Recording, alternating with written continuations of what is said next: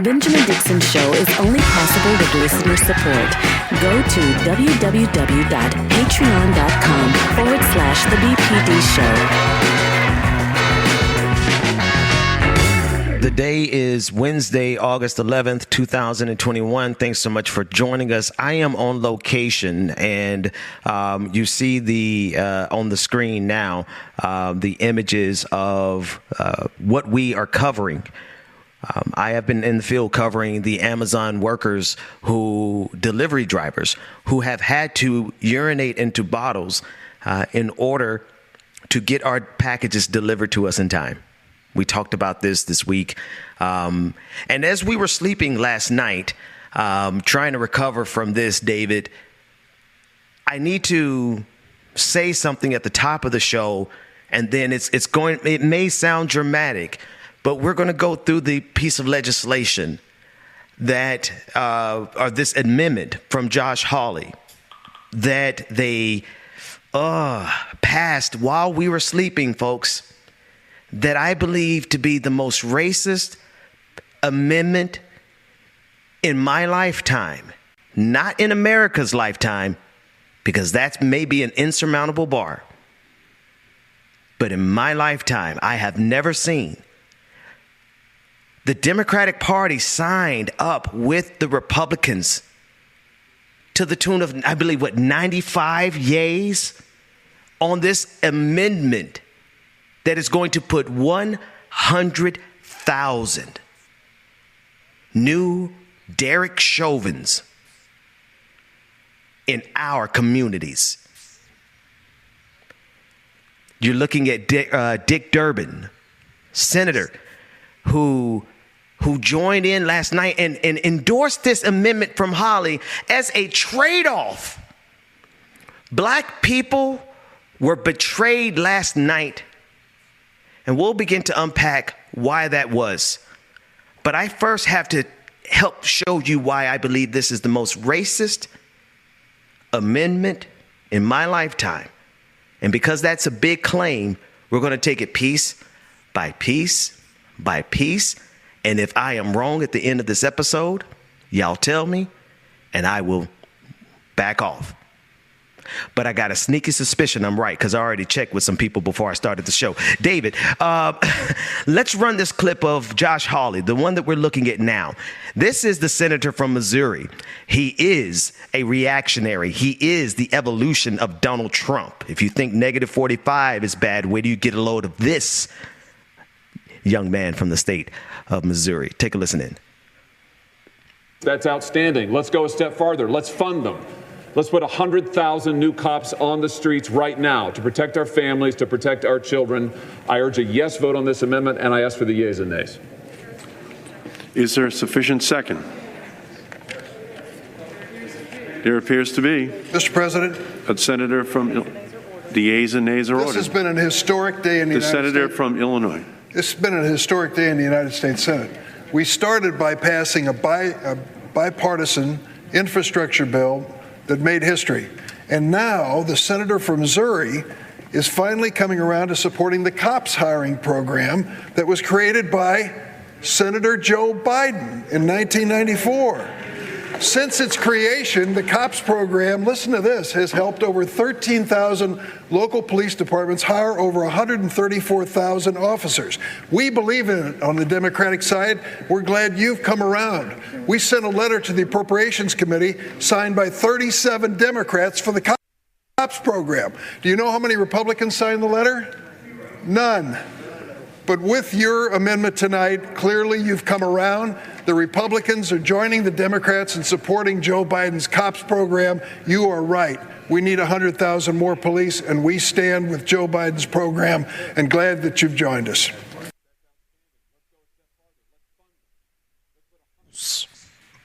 But before I jump off the deep end, let's dig into this amendment from Joshua Hawley from the great state of Missouri. There is an article from, his website. I need to pull up his website. And I want to get a link over to you, David, because I want the audience to be able to see it.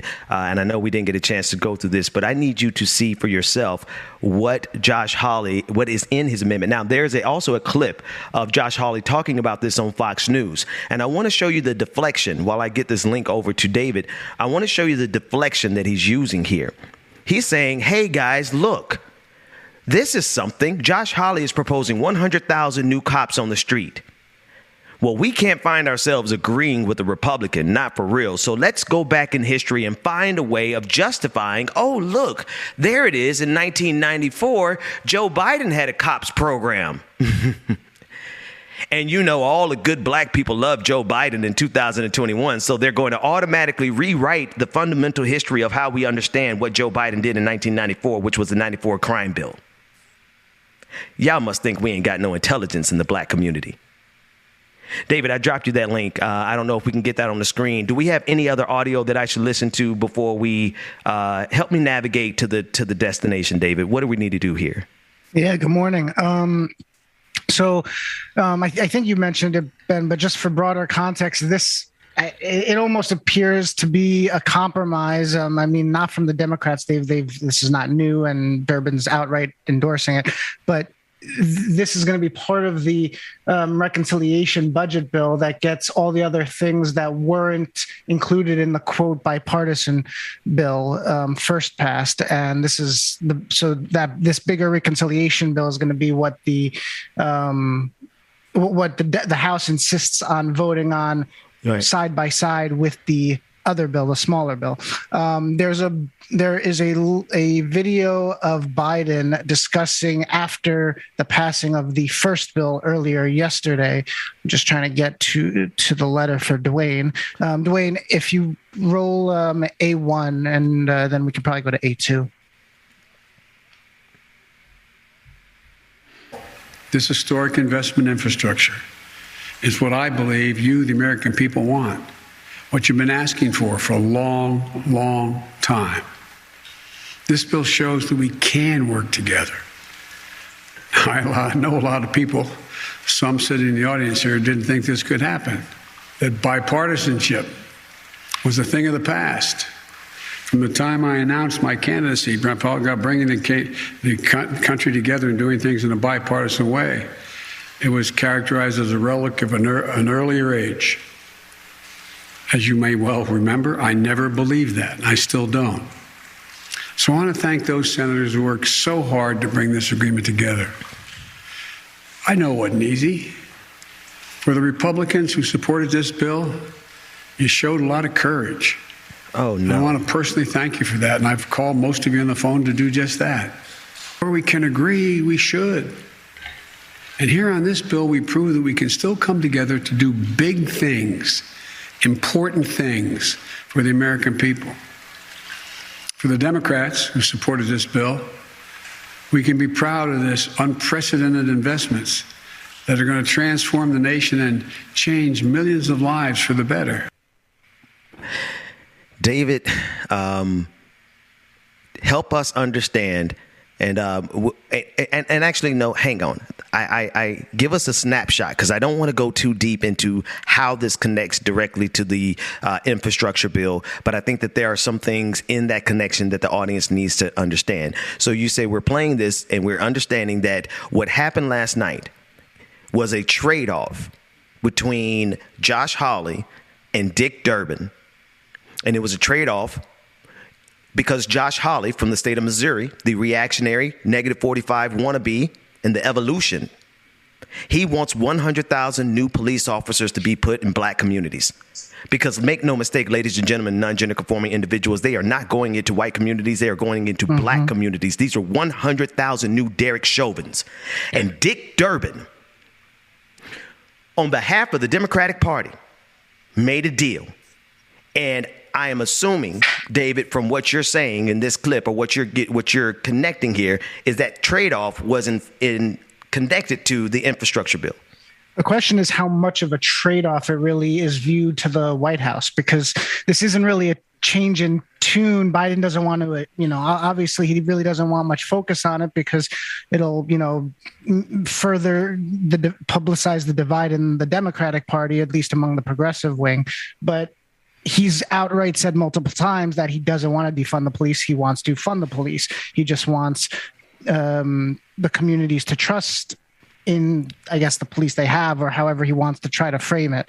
So I don't know if it's really a trade-off to Biden, and I can't speak on Durbin's record recently, but it does seem like it's a trade-off in the broader scheme of things, because the bill that this is getting included in, the reconciliation bill, which is, I think, 3 times or a little bit more than 3 times the size of the bipartisan bill, I don't they're insisting on. Yeah, I don't want us to get caught in the weeds. No, I just wanted to tie that together. We most certainly are going to get into the weeds. We're going to get into the nuance of all the reconciliation and all of that. But I want to go over, are we able to do the screen share yet? If not, I will just read them. All Dwayne should have it, I think. Let's pull up that image. This is from Senator Hawley. He introduces legislative agenda to hire 100,000 new police officers, keep America families safe. Josh Hawley is a Republican from the state of Missouri. If you don't know him, he is the evolution of Donald Trump. There is no question about this. You can check your receipts from MSNBC. Your aunties who watch MSNBC know who Josh Hawley is, because MSNBC has been positioning him as the next person to be afraid of, and we should be afraid of him. And this is who Democrats just made a deal with. Senator Hawley introduces legislative agenda to hire 100,000 new police officers, keep America families safe. I am reading directly from the senator's website, hawley.senate.gov. Ahead of President Biden, actually skip down. I'm going to go down to, let's get to the bullet points, because I don't want you to get lost in the details yet. We will unpack the details, but here's what is in this amendment. 100,000 new law enforcement officers, a bill to provide grants to local communities to support hiring an additional 100,000 additional. It's really repetitive there. I hope they fix that before they put it in the amendment. Enforcement officers to protect American families. What American families are protected by police officers? Because it's certainly not black families. Cue Jim Clyburn. Before the end of the day, Jim Clyburn from South Carolina is going to be ushered out onto international television to tell you that this is a great deal for black people. When in fact, this is 100,000 new Derek Chauvins. I need a wingman. I need one of the sisters. I need somebody flying with me today who can. Our DJ Exclusive would do just fine.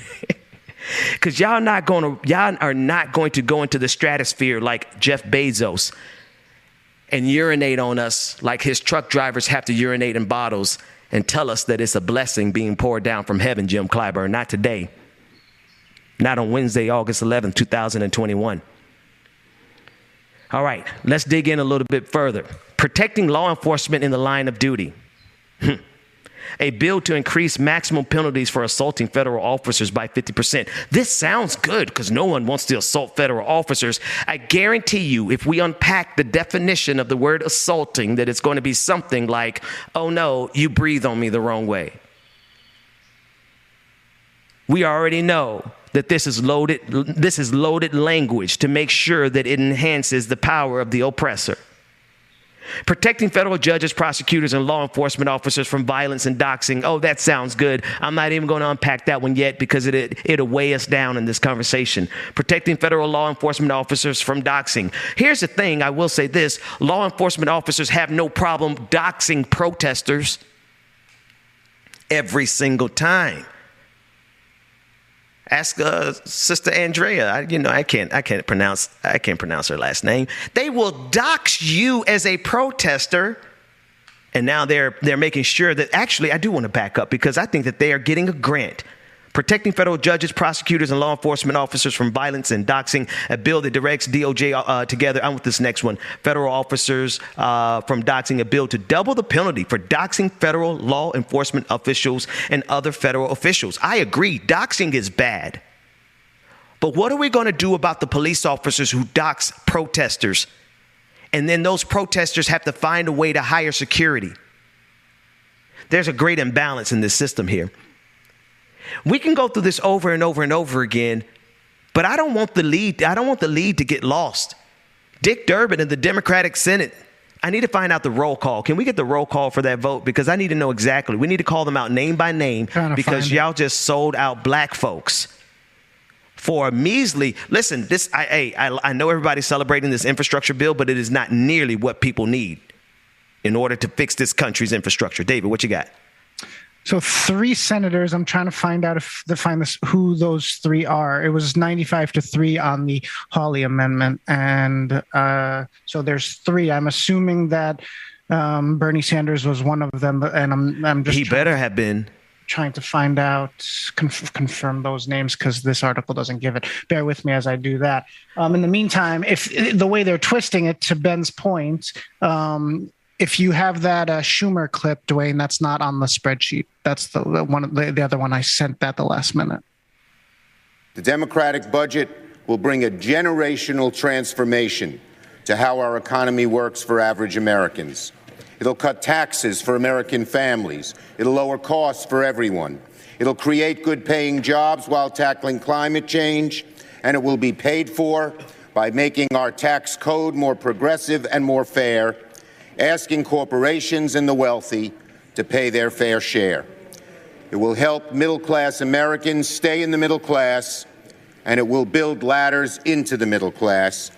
It will restore the basic social contract in America. So they're minimizing this as much as possible, essentially. You know, they're passing this massive amendment and trying to pay as little attention as possible. So, David, in other words, you're not going to hear about this on the mainstream news. Exactly. Because this is not the messaging that they are being told to give the United States of America.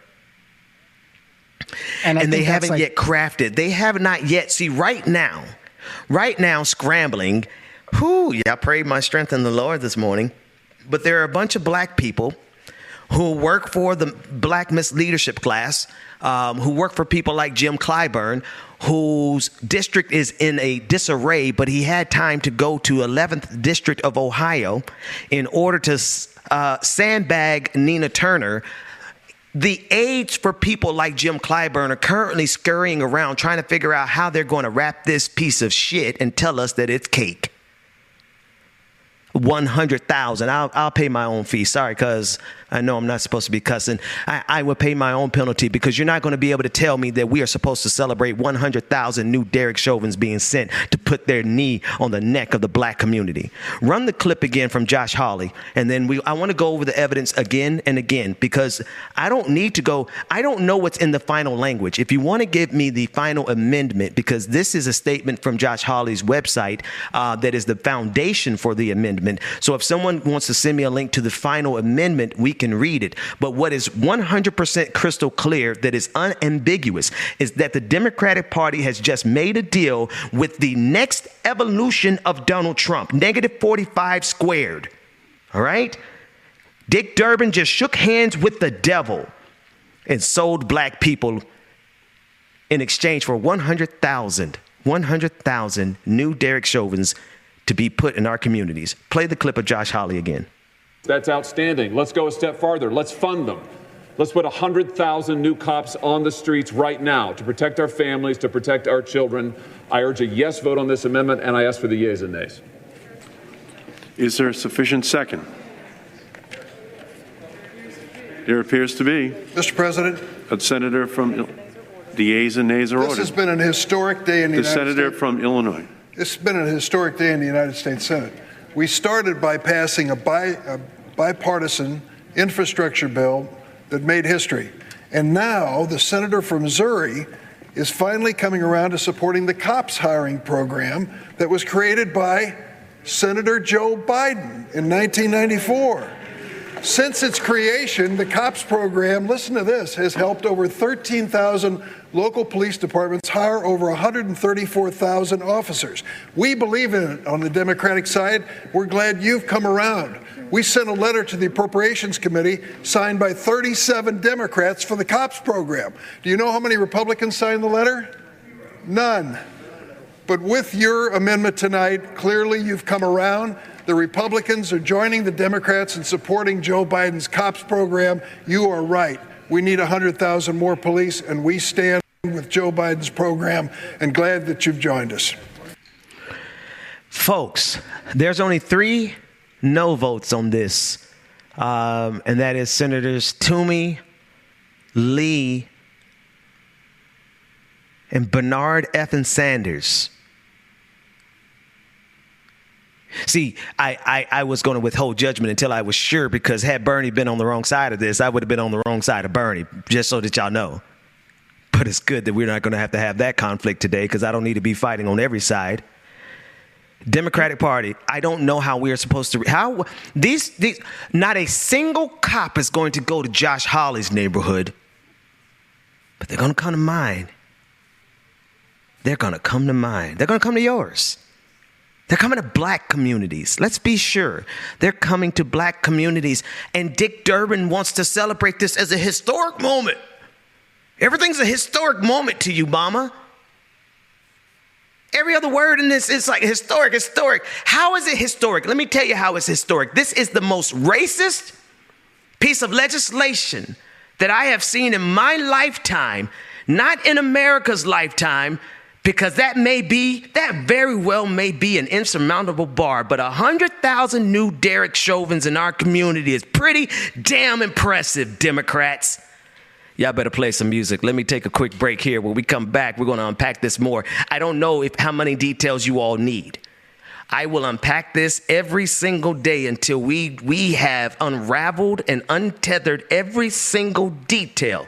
But you're not going to tell me that 100,000 new cops in black communities, when y'all haven't arrested the murderer of Breonna Taylor, isn't a declaration of war against black folks. How else are we supposed to read that? I mean, or maybe I haven't had my coffee this morning. DJ Exclusive hasn't been here yet. Maybe that's what it is. If he's not here, Dwayne, play anything that you got. Let's break this down a little bit further. The Benjamin Dixon Show, like it or not, on the clock. All of us, we're going to be coming back talking about this for a little bit. We'll be right back after this.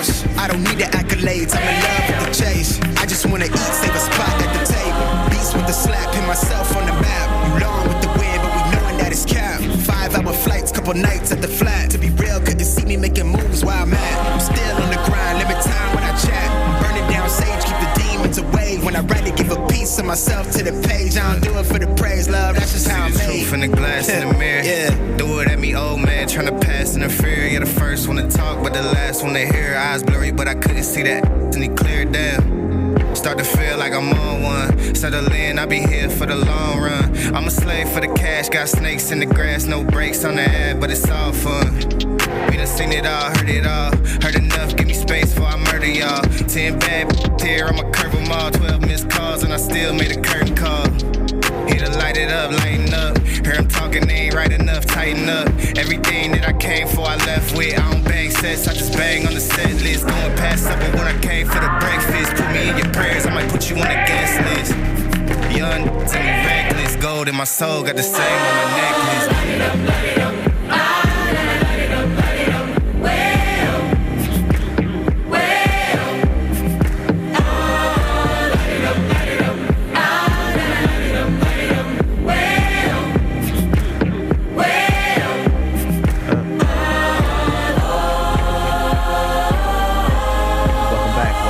Welcome back. Ooh, I got to get that fade out. Oh, man. TriCaster, we need y'all to install some fade out into that machine. Listen, folks, it is imperative that you understand very clearly the case that I am making. And I want to start at the top of it, and I'm going to repeat it. And because I'm flying blind, I'm using a navigation metaphor, obviously. I can't really, because I'm out in the field. I'm out here covering the story of what happened in Amazon. What's happening at Amazon. Make sure that B-roll is up. We're out in the streets and we're getting footage and data and we're talking to people about how our black kids are out here delivering stuff to these gentrified neighborhoods and they're having to use the bathroom in bottles. And you know what? I'm going to be honest with you. Nobody cared. I thought that they should care, but nobody cared. And I guess I shouldn't be surprised that they don't care that our black kids have to urinate into bottles when they're getting ready to send 100,000 new ones to come in here and do to us and our children like what was done to Tamir Rice. See, you can't tell me that in that 100,000 there's not a new executioner. The real question is what percentage? What is the standard deviation? How many black folks are really going to die from this decision, Dick Durbin? That you so eagerly and happily joined hands with the reactionary Josh Hawley? Run the clip again to make sure that everybody who's newly joining us understands what's going on. Josh Hawley, negative 45 squared. He has had an amendment passed with overwhelming support of both Democrats and Republicans.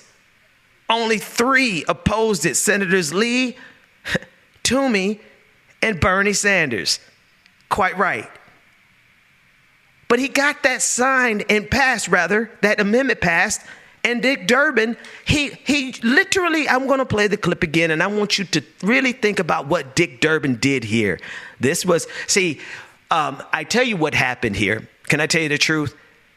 The white folks in Dick Durbin's team didn't contact the black folks in Jim Clyburn's team to see if this I'm going to give you the most benefit. I'm going to give y'all the benefit of the doubt. I'm going to say that, no, y'all were there. Y'all know this was happening. I'm trying to create a fantasy by which y'all don't know what's going on.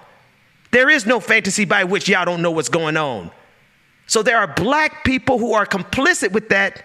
And I think one of them is Cory Booker. I need that clip of Cory Booker stepping and fetching. We're going to call it like it is this morning. On the Senate floor this morning. Excited because we got what we got. Give me that clip. But first, Josh Hawley, as he discusses 100,000 new troops being sent into the occupied communities of the black delegation.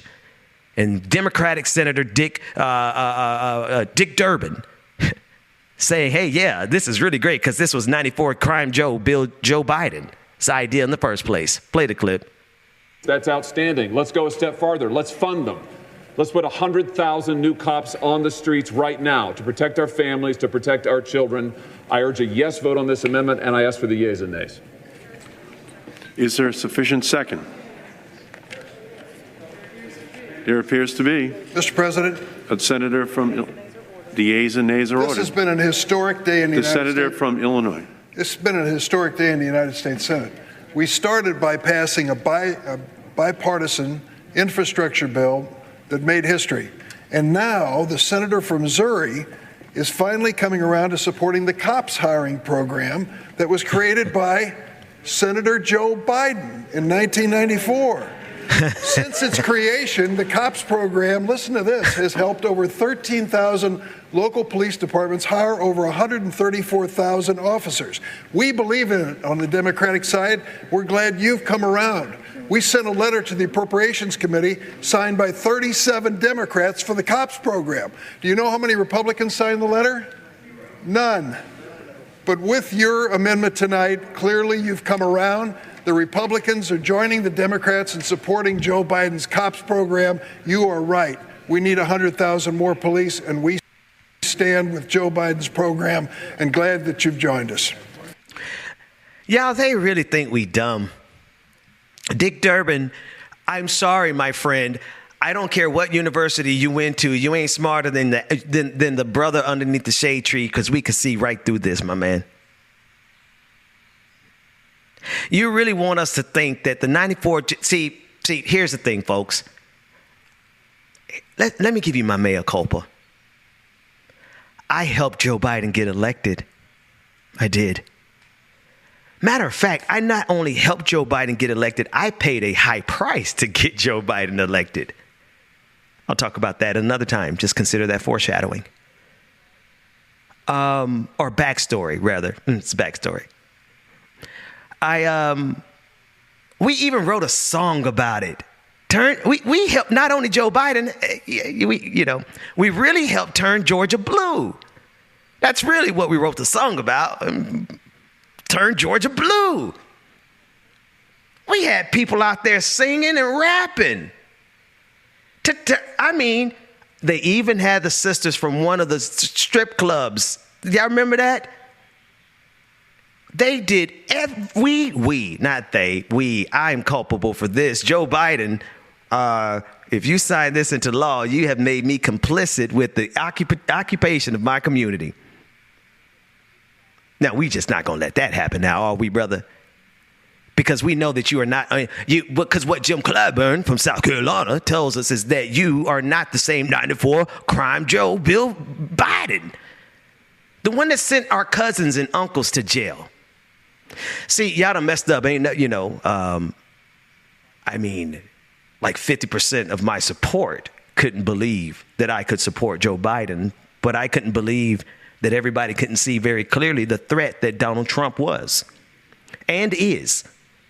And I want Republicans to be sure, just because we're going to give the Democrats a chin check here, don't mean y'all come around here like, oh, Dem exit. Oh, blah, blah, blah, blah, blah. Now, we'll do that on our own terms. First and foremost, we're going to call them out.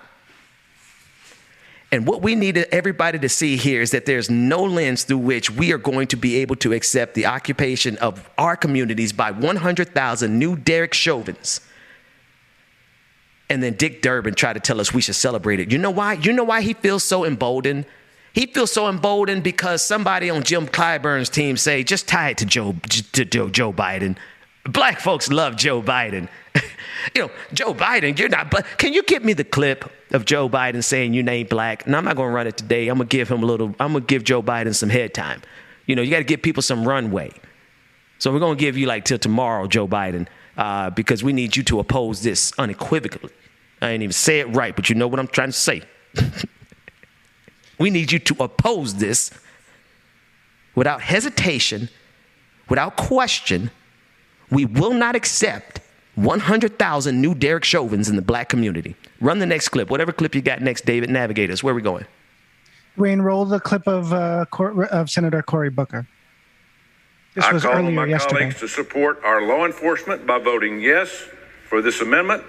Opposing my amendment is a vote in support of defunding the police and against the men and women in blue. The gentleman's time has expired. Madam President. Senator from New Jersey. I am so excited. Oh, my God. Y'all going to have to get me off this show. The highlight of this long and painful and torturous night. This is a gift. If it wasn't complete abdication of Senate procedures and esteem, I would walk over there and hug my colleague from Alabama. And I will tell you right now, thank God, because there's some people who have said that they're members of this deliberative body that want to defund the police, to my horror. And now this senator has given us the gift that finally, once and for all, we can put to bed this scurrilous accusation that somebody in this great esteemed body would want to defund the police. So let all of us, 100 people, not walk, but sashay down there and vote for this amendment and put to rest the lies. And I am sure I will see no political ads attacking anybody here over defund the police. And I would ask unanimous consent to add something else to this obvious bill. Can we add also that every senator here wants to defund the police, believes in God, country, and apple pie? Thank you.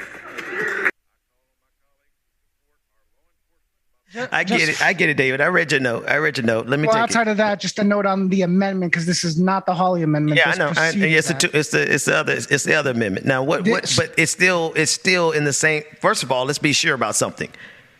Cory Booker voted for that other amendment, the Josh Hawley amendment. Oh yeah, absolutely. And this, the Tuberville amendment passed 99-0.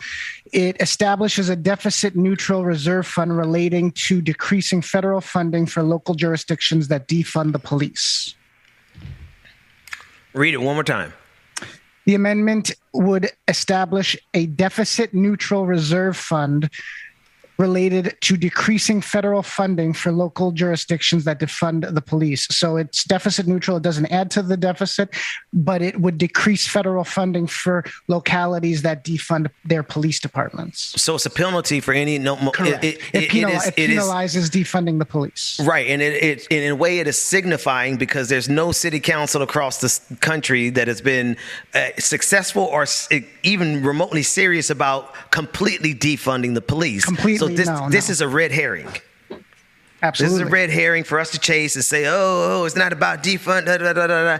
But this is Cory Booker doing a song and dance to add to the chorus of the madness and the absurdity that happened last night, which was the Josh Hawley amendment of 100,000 new cops being put on the streets of our communities, and because they are not going on the opposite side of MLK Boulevard. They're staying over our side, on Hammondville side, on Pompano, down by McMillan's Barbecue. Best barbecue in the South, if you ask me. David, what else we got?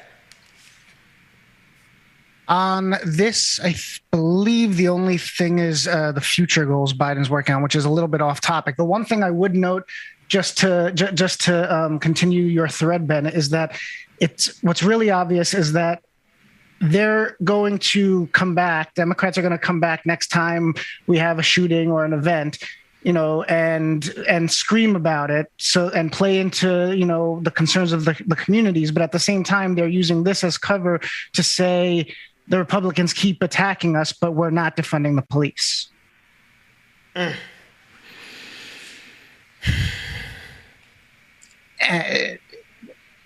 This should, and this is not going to get coverage, but it should. No, because I can guarantee you one thing, David. I can guarantee you one thing. If you look at any of the major networks right now, they're celebrating this. They're celebrating this because this is a minor footnote. This is a minor compromise. This is nothing for them. This is a Wednesday. This is not even Taco Tuesday anymore. It's like, this is Wednesday. Let's screw black people over. And expect them to accept it because, they're loyal to Joe Biden. That's the thing see, I didn't bring Joe Biden into this. And Warnock voted for it too, voted for both of them. Raphael Warnock, Reverend Raphael Warnock, and John Ossoff, huh?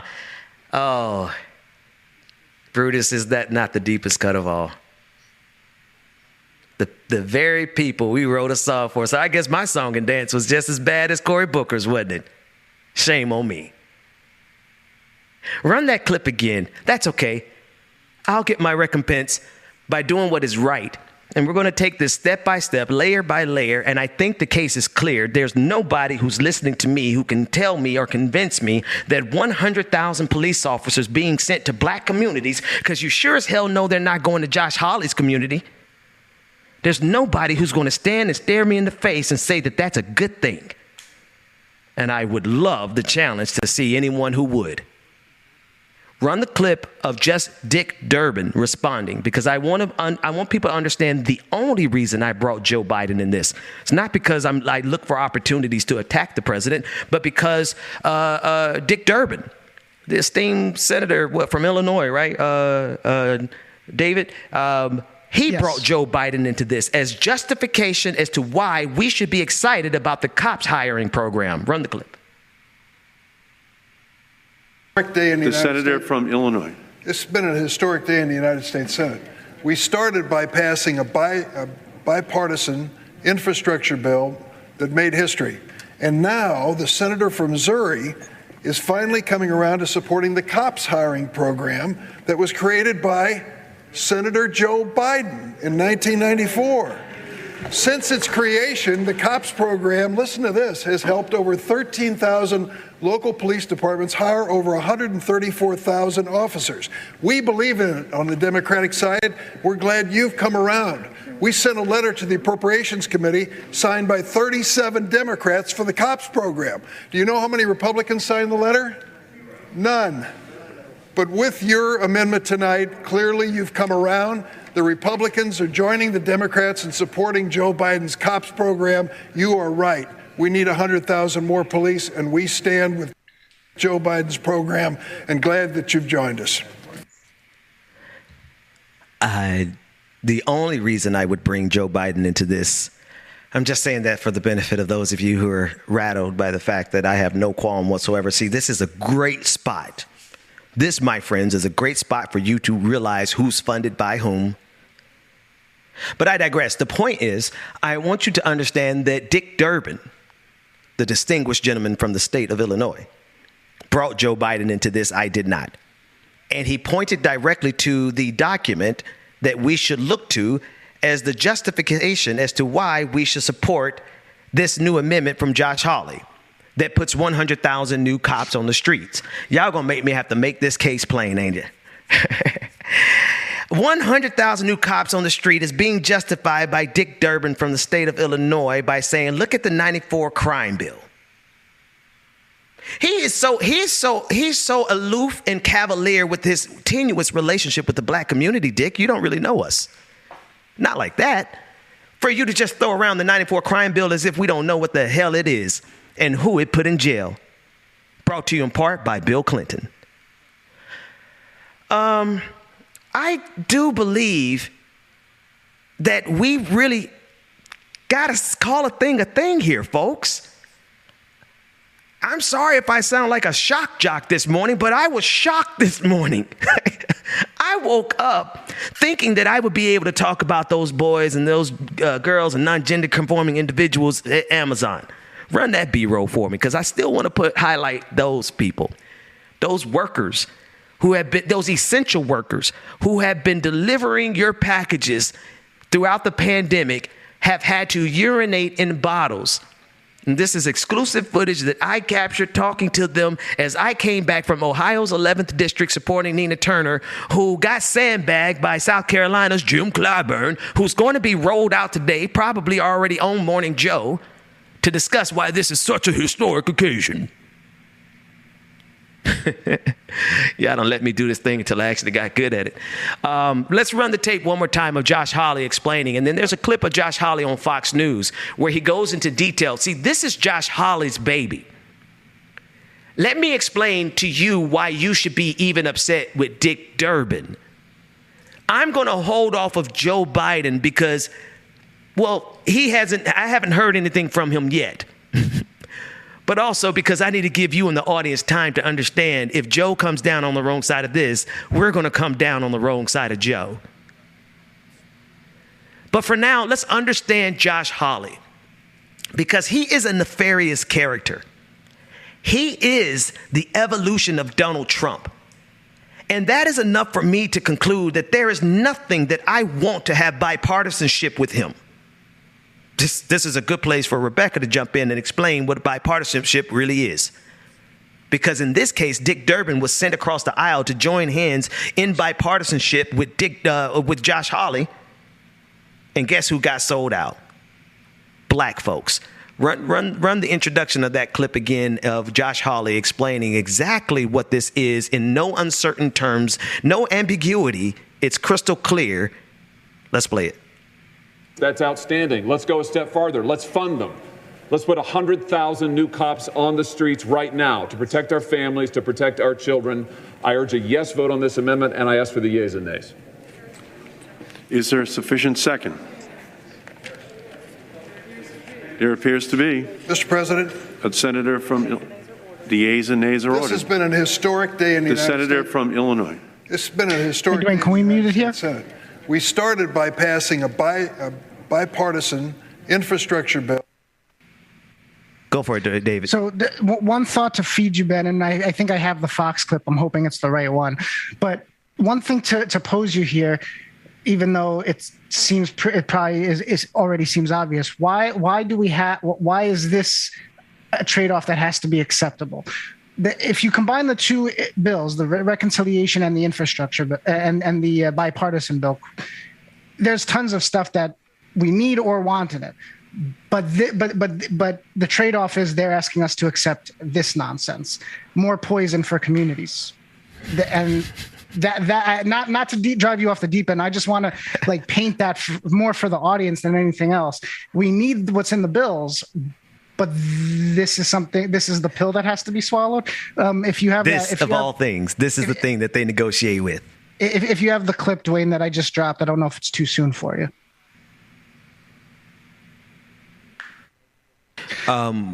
Then let me say this about that question that you posed there, David, because you really do like to play both sides of my shoulders, don't you? The devil and the angel. Because let me tell you something, man. The fact that the first thing that they were willing to jump at an opportunity to make a bipartisanship agreement was to put more boots in our community. Was the black community. And we are literally me. I wrote the damn song, Stand Up Georgia, my silly ass. Oh, man, do we have that clip? Senator Josh Hawley voted against that infrastructure bill today, and he joins me now. Senator, I understand why the Democrats voted for the bill. This is the part of their agenda. Joe Biden ran on this. The radicals love it. Why did your Republican colleagues vote for this bill? Good question. I have to say I don't know the answer to that question, and I'm disappointed that anybody would support this bill. You said it exactly right. This isn't an infrastructure bill. This is a radical left woke. Now let's pause it real quick. So I want to pause it. I picked up the context of the conversation, so let me give it to the audience. This is prior to the negotiation. So if you want to know why this was the pressure point, it's because Josh Hawley made it the pressure point. Josh Hawley withheld his vote. How about that? Y'all gonna make me have a full circle mea culpa today. Josh Hawley withheld his vote to get his demands in. How about that? Still don't like you, man. Y'all don't even mention that man's name in my comment section. The point is this, David, you just played, and I needed to give the context, but this is exactly the answer. The answer is the reason this was negotiated on was because Josh Hawley flexed his power and said, hey, I'm going to hold up this vote unless you acquiesce to my demands. And my guess is what you're going to hear now are the demands that he got approved by 95 senators, David? Sorry, I was on mute. Yeah, the Hawley Amendment, 95-3. 95-3, and the only three were Lee, Toomey, and Senator Bernie Sanders. Let's continue the clip where we left off. For this bill. Good question. I have to say I don't know the answer to that question, and I'm disappointed that anybody would support this bill. You said it exactly right. This isn't an infrastructure bill. This is a radical left woke politics bill that has stuff like gender identity mandates in it, the radical equity agenda, the Green New Deal. That's all in this bill. And by the way, it's going to cost trillions of dollars pork barrel spending. There's stuff like bridges and highways in Canada in this bill. We ought to be building highways and bridges in the United States, not in foreign countries. This is a bad bill, and that's why I voted no. So this is how he made himself the star of the show. Now, I'm sure there's more negotiations going on in the background. There are probably a couple. I think Ted Cruz tried to throw an amendment in, and that got knocked down. There was an amendment that was put forth by, and I got to go to the Politico article, but there was an amendment that was put forth that was to bar anyone coming in at the border who doesn't test negative for COVID-19. They approved that bill with the same measure, but they did not take the Cruz amendment. Rather, I said bill, but I do mean amendment. They took that amendment, but they did not take the Ted Cruz amendment, which would say that they would deport people. I got to break this down for you so you can see the games that are played on us. Ted Cruz said, hey, let's deport anyone who's at the border who doesn't test negative for COVID-19. Well, they said, no, we're not going to go that far. We're not going to be that bad. We're not going to do asylum seekers that bad. But what we're going to do is we're going to leave them at the border.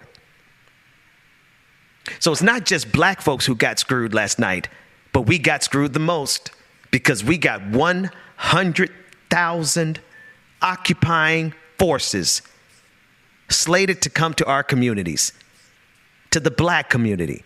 Because sure as hell, they are not going to Josh Hawley's community. They're not going to Ted Cruz. They're not going to Mar-a-Lago. Where do you think those 100,000 people are going to come? They're going to come to our neighborhood. Where are we at, David? I think we should probably go for a break. I think we got a DJ exclusive on Wait. Okay. Let's do that. This is a good place. We're going to re-up. And there are other things that we're going to tie into this. Obviously, there's the issue of the infrastructure bill, and we have to explore why this was the part that they're negotiating on, right? Why is it? And then how can we stop this? That's most important. How can we stop this? I believe that the squad, I think, David, from what our conversation is that the squad presents us an opportunity to block this. And I'm telling you, folks, anybody who comes down on the wrong side of this is coming down on the wrong side of the black community. We'll be back right after this. Good morning, y'all. It's your boy DJ Exclusive James Williams is in the building. Good morning, y'all. Hope y'all doing good.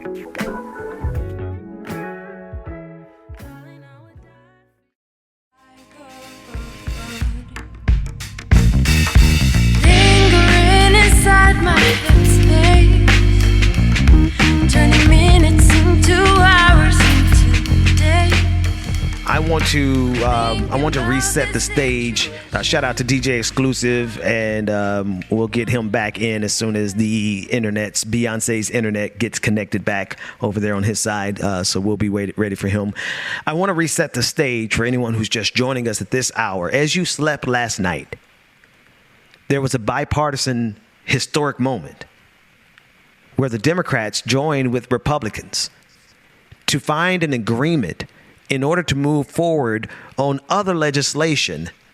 We'll get to the other legislation in a minute, but I want you to take real close attention, pay really close attention into where they found agreement. We're going to play those clips again. It is with an amendment from the senator from Missouri, Josh Hawley, who is negative 45 squared. He is the second coming of Trump. And Senator Dick Durbin, didn't mean to get amplified in that microphone. Senator Dick Durbin from Illinois excitedly greeted this opportunity to find bipartisanship with this reactionary Republican, Josh Hawley. And it is the exact point of bipartisanship that I believe to be the most racist amendment that I have seen in my lifetime. Not in America's lifetime, because that's a hell of a bar. But this is getting close. When the black community is pleading and organizing.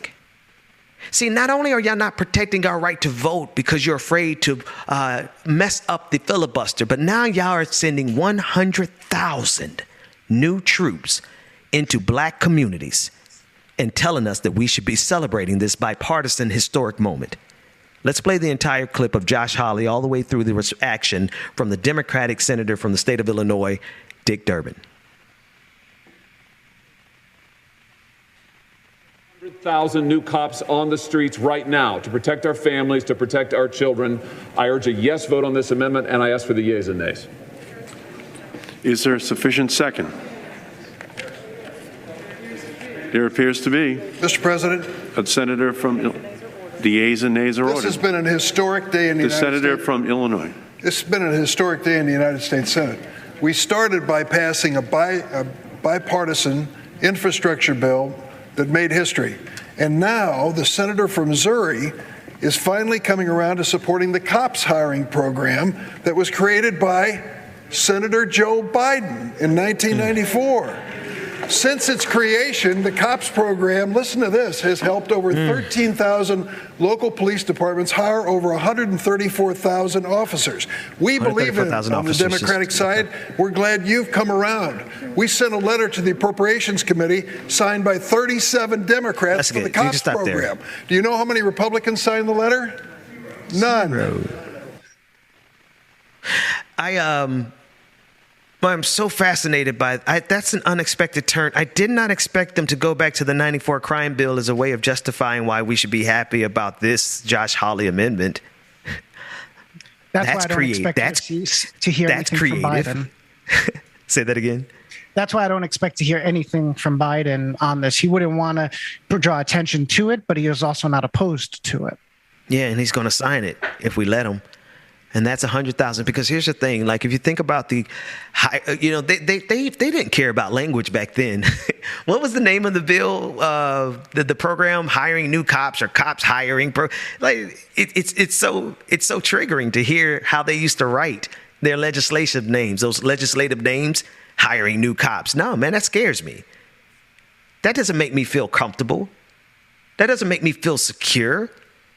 It shouldn't make anybody in the black community feel secure. I feel threatened when a cop comes by.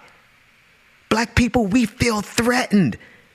Mother, let me talk to Mother, who was afraid of the drug dealers back in '94. And you felt like you were doing the right thing supporting the 94 crime bill because the crime had gotten so bad, but they made you think that crime had gotten so bad because the boys on the block needed to pull their pants up and we needed more cops on the streets. Let me tell you something. I don't think I've ever said this on the show before. When I was a minister, because I'd leave y'all alone. No, I'm joking. When I was a minister, I used to walk the streets of Pompano Beach, Florida. And I used to try to tell people about Jesus Christ. Y'all see how that went for me. And on one side of the street, I would be talking to folks who, they might be selling something. That's fine, But on the other side of the street, the same street, were police officers. They knew about the drug deals in our communities, Mother. They knew about it because they were a part of it. And who got punished?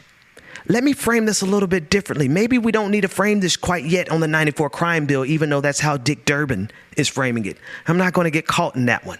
Let's come up for air. Let me help you frame it like this. White supremacy attacked the country on January 6th, and black people are getting punished. White supremacy attacked the country on January 6th. But black folks are the ones who are getting the occupying forces to the tune of 100,000 troops. Now, David, am I being hyperbolic? Or are you seeing the same thing? Where am I getting this wrong, David? No, it seems glaring. The only thing I haven't had time to look into, but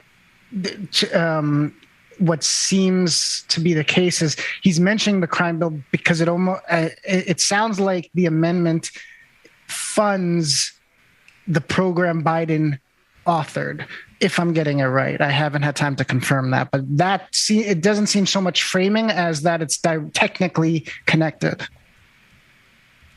I'm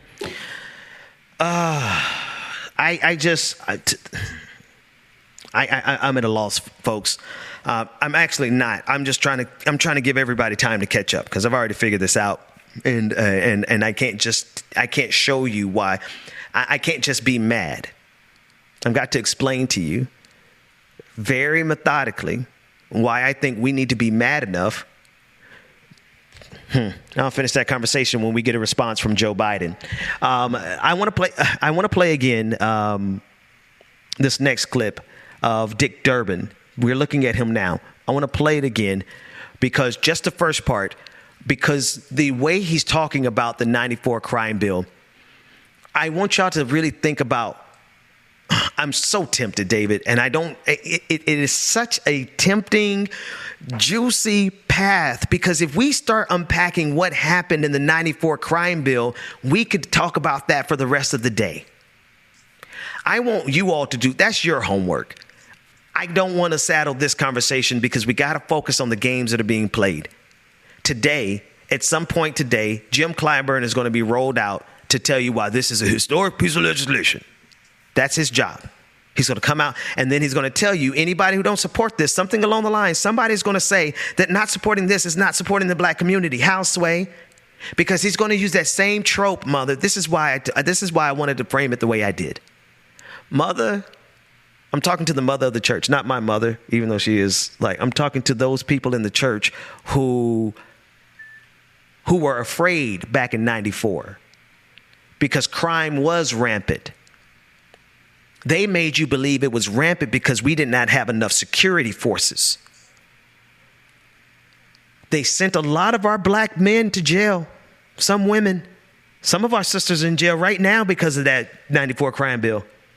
Uncles, nephews, cousins in jail. And they want us to look at that and say that that's the justification, the lens through which we should understand why this is okay. But Mother, I'm trying to tell you, what has happened since 1994? How many black people are in jail unjustly right now? How many black people have been killed? Of that cops hiring program that Dick Durbin celebrated, that I want us to hear about again, how many of those cops actually killed black people? Well, you know that there's a number. Dick Durbin, let's hear from you again why you think it's okay for us to make a deal with the devil, negative 45 squared. A senator from the yeas and nays are ordered. This has been an historic day in the United States. The senator from Illinois. This has been a historic day in the United States Senate. We started by passing a bipartisan infrastructure bill that made history. And now the senator from Missouri is finally coming around to supporting the cops hiring program that was created by Senator Joe Biden in 1994. Since its creation, the COPS program has helped over 13,000 local police departments hire over 134,000 officers. We believe in it on the Democratic side. We're glad you've come around. We sent a letter to the Appropriations Committee signed by 37 Democrats for the COPS program. Do you know how many Republicans signed the letter? None. But with your amendment tonight, clearly you've come around. The Republicans are joining the Democrats in supporting Joe Biden's COPS program. You are right. We need 100,000 more police, and we stand with Joe Biden's program, and glad that you've joined us. DJ Exclusive, man. Hey, am I losing it here? You know, Ben, I gotta. So it's. I look at this a few different ways. No, don't want all those freaking cops. Do we need them? Yes, because I'm gonna tell you, in my city right now, I get sick of seeing all of this. I get alerts every day. One over the weekend, a couple of weekends ago, and while I'm in Florida, at least 10, 15 messages of somebody getting shot, killed, drowned in something else, and it's in the black community. So I know I don't fully agree with the bill, but if this is the way we're gonna do, if we're not gonna do it the way like the Black Panthers did when they helped out the community, then we have no choice but to do this, because right now crime is rampant. Excuse me. And I hate that I have to agree with this. Or, I don't know. It's one of those things where it's needed, because if not, the crime right now, because it's a conversation that we're not having or nobody wants to have, is addressing the black on black crime in the communities. So now we have to get these people involved, and we don't want to do that. But see, sorry, question for just a question on what you're seeing, on what you're getting from Georgia. Is there any indication? Is it like gang crime? Is it just shootings? Is it police shooting them? Like what's the consensus on all the activity? We see, honestly, besides that video that just recently came out, beside the person getting kicked in the head by the police chief, other than that, it's been plain crime. When I tell you, it's just like, it's ridiculous. Like, I don't even want to live here anymore. It's that bad.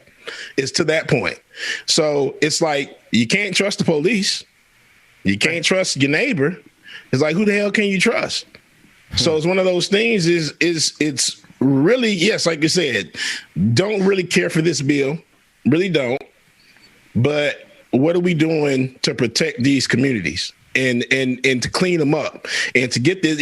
And David, asking your question, some of it is gang violence, but a lot of this stuff is a lot of out-of-towners coming to the city doing stuff. If there's a website y'all can go to, if y'all want to see how bad it is, look up ATL Scoop on Instagram. ATL Scoop on Instagram. You will see every freaking day there are people breaking into cars, breaking in windows. And I'm not talking about of course they get our Caucasian brothers and sisters, but the majority of people that they always get is going to be us.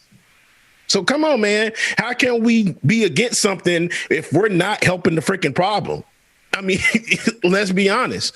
We don't want this bill to pass, but what the hell are we doing to help the community ourselves to stop some of this damn violence so police won't have to get involved?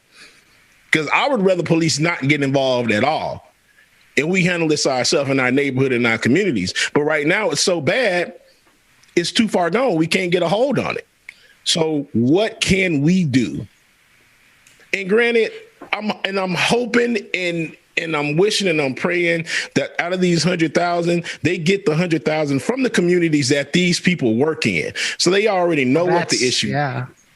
You know, that's help. one big thing, because in any of these communities, there's very little requirement as far as I know. I know in New York there isn't. In the city, we have cops from upstate New York or Westchester, New York. So I can imagine in Georgia and other places similar that there's no requirement for it to be in the communities. And they're hiring people from the military from background and whatnot. The only other question I'd pose to both of you guys, just to help the conversation along, I'm sorry that I interrupted you, James, is do me a favor and keep the Josh Hawley and I know we don't have the B-roll, but just put them on full screen as we discuss it. The clip of Josh Hawley and Dick Durbin. Go ahead.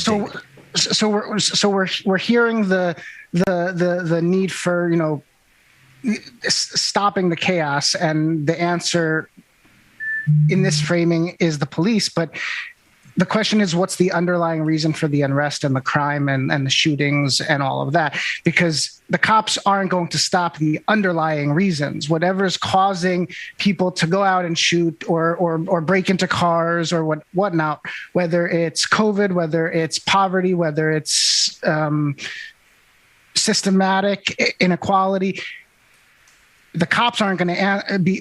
They might stomp out the crime, but that's only to lead. But they don't. To lead to more jail time and more unrest and more anger. No.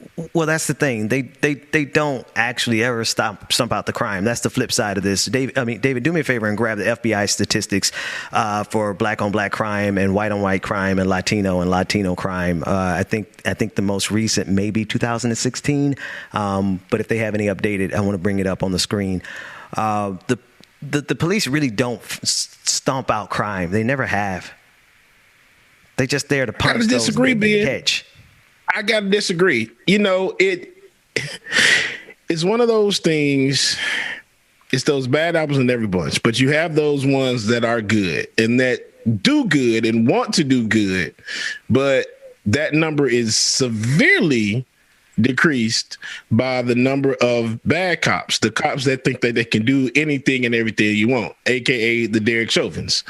So I do think that there are some good ones, but not to take away from what the whole word of police originally meant from the beginning.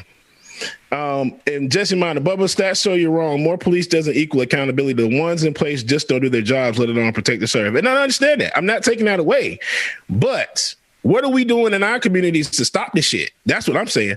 So, yeah, my stats may be wrong. And Jesse, I would love to see your stats, but I'm talking about from what I see personally. Y'all talk about me being in the streets. I'm in the streets. I see this.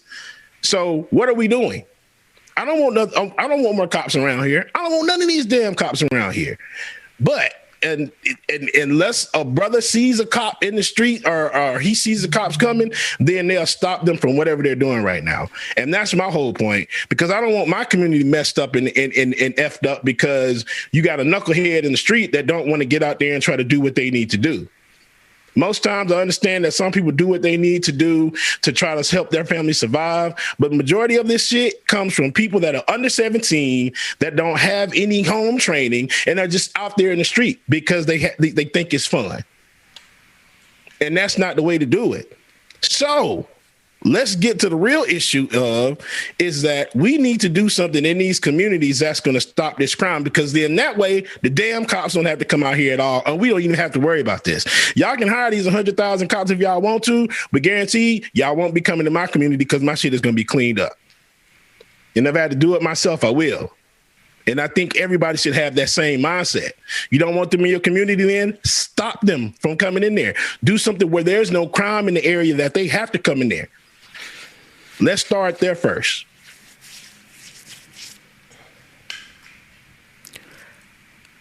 You said something in what you were saying, James, that I want to ask. You said that you don't want the extra. You mentioned that these would be extra cops in the neighborhood, in the community that you're in.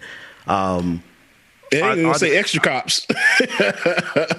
Say that again. I said, then they're not even extra cops. Majority of these cops, of course, somebody said in the chat room, brought up a very good point. When that Black Lives Matter stuff, when everything was going on last year with the protests, a lot of them quit, especially here in Atlanta, because for one, a lot of cops got, a few of the cops got suspended for actions that they did. So a lot of them after that, they resigned or retired or did whatever. So now, they're just not enough of them. Mm-hmm. Yeah. Okay. So there's not enough cops in your neighborhood. It's a lot. The police station is down the street from my house. But you don't feel safe. I never feel safe with police. Do we have to call them sometimes? Yeah, we ain't got no choice. Who else are we gonna call? Because I can't take out a gun and shoot you myself. I'm not going to do that. I'm not going to attack you. Don't do that. So. I want to. I just want to note that, and Dwayne, correct me if I'm wrong, but as far as I was able to tell when I was looking up the FBI stats, it looks like the most recent year they have is 2019. Oh, what are the stats from 2000? Yes, do we have it on the screen? 2019. This is we're looking at it on the screen now? Yeah. Okay, hang on, because y'all know I don't look at the screen ever. Were they able to hear you, Dwayne? Yes. Okay. Let's take a look at 219. So I haven't seen these stats yet. Let's see. And it's early in the morning. Race another white on white is unknown male. Give me a second to read through this. Let's take a quick break because this is 2019. I haven't read 2019. I have 2016. Let's take a quick break, and David, send me this link. I want to look through it because based on 2016 data, what we see is the phenomenon of white on white crime is just as bad as black on black crime, is just as bad on Latino on Latino crime, which shows us that crime is a part of your community. You literally kill the people that you live next to. Very few cases of people who go out of their community. And so that really is a statement to the fact of how segregated our communities still are. Like we really are a segregated nation at our core. And that's why we have such a phenomenon of quote unquote black on black crime, but it doesn't stand outside of the phenomenon of white on white crime, which are all according to, we'll unpack it. Let's take a quick break because I need to update my information because it could have changed. If the numbers change, we follow the numbers. So let's take a quick break and come back. This is a great conversation. James, I'm actually excited about the fact that you have the opposite side of it because that's the only way that we can come to some better understanding is if we have a balance between the two opposing sides. So I think it's a great conversation to have. We'll be back right after this. All right, y'all, make sure that you stay tuned and just keep in mind that the opinions of Bubba is the opinions of Bubba. Everybody that says you drink the wrong Kool-Aid. No, I didn't drink the wrong Kool-Aid. This is Bubba's Kool-Aid. So you have your opinion. I have mine. Just to when I get you back, oh yeah. Tripping. No, I'm talking about what I see and what I'm experiencing. When I get you that's back, all I can talk about. My experiences. You don't have the same experiences that Bubba does. So When I get you back, we gonna have patrons real quick and get these read off. Start tripping. New patrons of the day. We have Mary B. When it comes to you and Matthew O. Randall B. There's no one else. Randall M. Randall M. Herbert M. Rosalba. We have Mara Cerise, who's playing. Shout out to Mara, man. We have new Twitch subscribers, Wilson Delisa Egan, who subscribed with Prime. No King 88 resubscribed. Trekkie Nurse Dragon gifted 1 community subscription. We have JN Lee 1981, who gifted subscriptions to OG Man Shark and Fascist Killer and Afro. We have Zivis X, who gifted 2 community subscriptions. The Chicken Fried Dragon, who gifted 5 community subscriptions. Shout out to Chicken Fried Dragon, y'all. Rachel Etney cheered 73 bits. Excuse me. Sis Cute Cat cheered 100 bits. And My Slytherin cheered 166 bits. Again, y'all, if you want to, you can join patreon.com/likeItOrNot. Patreon.com/likeItOrNot, man, and get exclusive content. Join and get all of this good conversation, y'all. Stay tuned. We got more coming up next. Cause I don't wanna lose you. I hope you feel that way too. No, I don't wanna lose you. Baby, don't go. Oh, when I get you back, oh yeah. Birds fly south for the winter, but you ran to the west side. And though much was stolen, much still applies. And I know you don't wanna burn bridges, but as time moves on, you slipping away. Back to all of this, which is a show of shows, the Benjamin Dixon Show, Like It or Not, on the clock. All of that. Listen, I want to be. Let's be clear about something, folks. When I want y'all to take notice of what I did. When first of all, take notice of the fact that James feels like he bro, you got the right to have your opinion.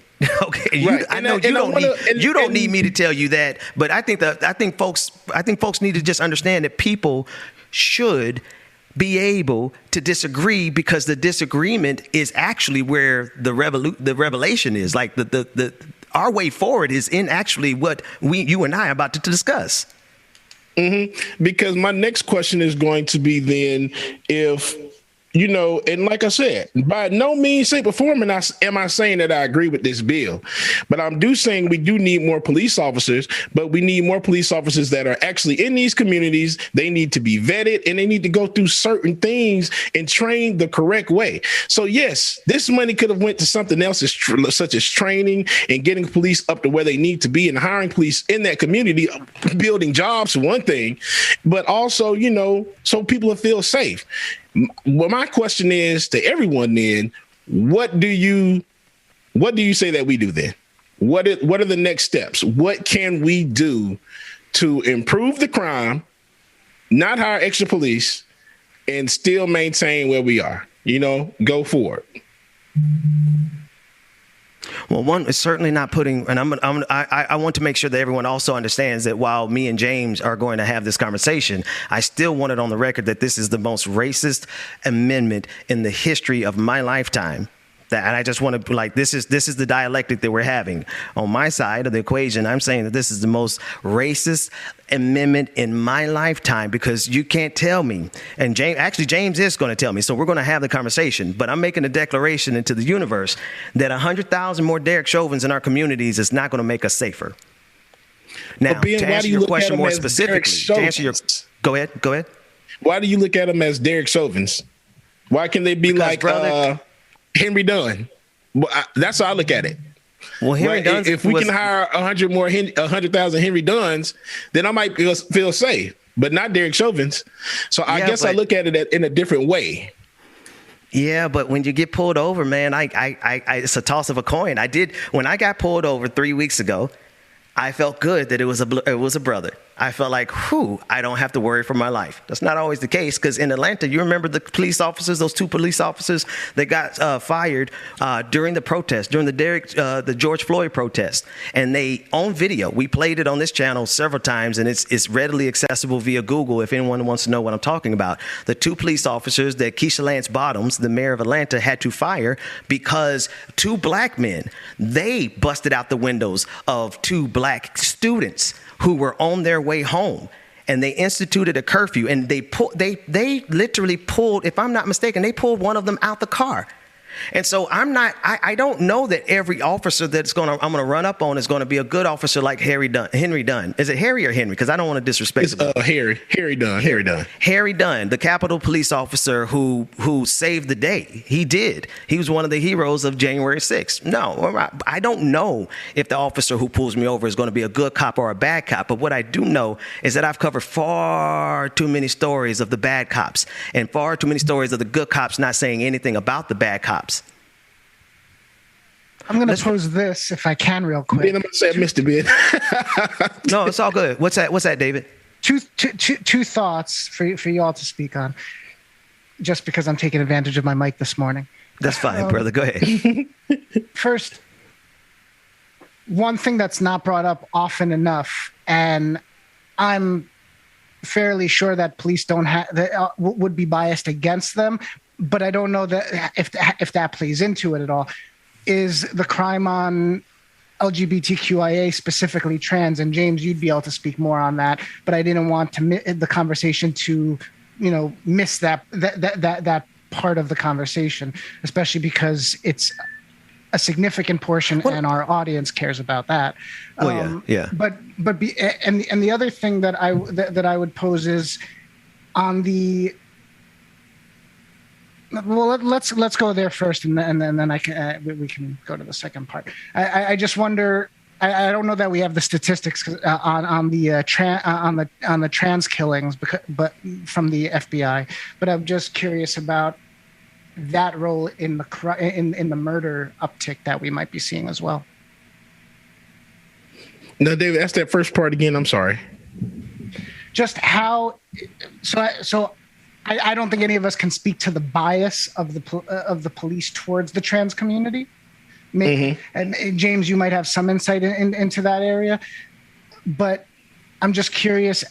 We know that trans killing is a huge killing or assaults of the trans community is a huge problem that's not given attention to in and of itself.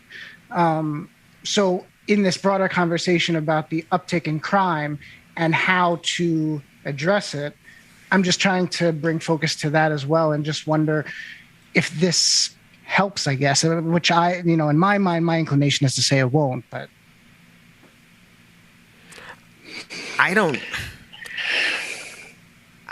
I'm sorry. Go ahead, James. No, go ahead, Ben. Now, you first. I was going to say, because I'm not saying that it's a stretch, because there could be some overlap there, David, but it is like it's a nuance that I don't know that we should probably try to parse right now. Let's leave that one bottled up for another couversation. Here's the direction that I want to explore with this, because the question also was posed: what do we do? Like, what do we actually do? Because we have a couple of things ahead of us. I don't think the solution to the crime in our neighborhood. This is just my bottom line, James, and obviously, and I really appreciate your position on this. I mean, like real talk. So I don't want anybody to give you flack about it. There's no position. What do you mean? No, your thoughts on it. Your thoughts on it. Your thoughts on it. Yeah, go ahead. Yeah, there's no position. I don't agree with this shit. Like I said, go ahead. Your thoughts on it. I'll be clear on it. But the point is I am of the opinion, and I'm of the firm. My belief is that more cops in our neighborhoods do not make us safer. In fact, it makes us more unsafe because of the encounters that happen because of simple things like taillights, jaywalking. I mean, this is more funding for them to get robot dogs, like we saw out of Brooklyn, the stuff from Black Mirror. Like this is going to put more tanks in Ferguson. Every time we see black folks get anything from the Democratic Party, it's they put more money into cops, but they don't put more money into our schools. And if you want to ask me, like, if the number one thing that we can do is if we actually funded our schools in the inner cities, then maybe we wouldn't have these problems. But most of our schools in the inner cities are poor. I've served in the inner city schools, and I've had to print out books on my printer at home because we didn't have books at the schools. So I mean, that's number one. Some of the reason these teenagers ain't got stuff to do is because, well, our system is failing them right there.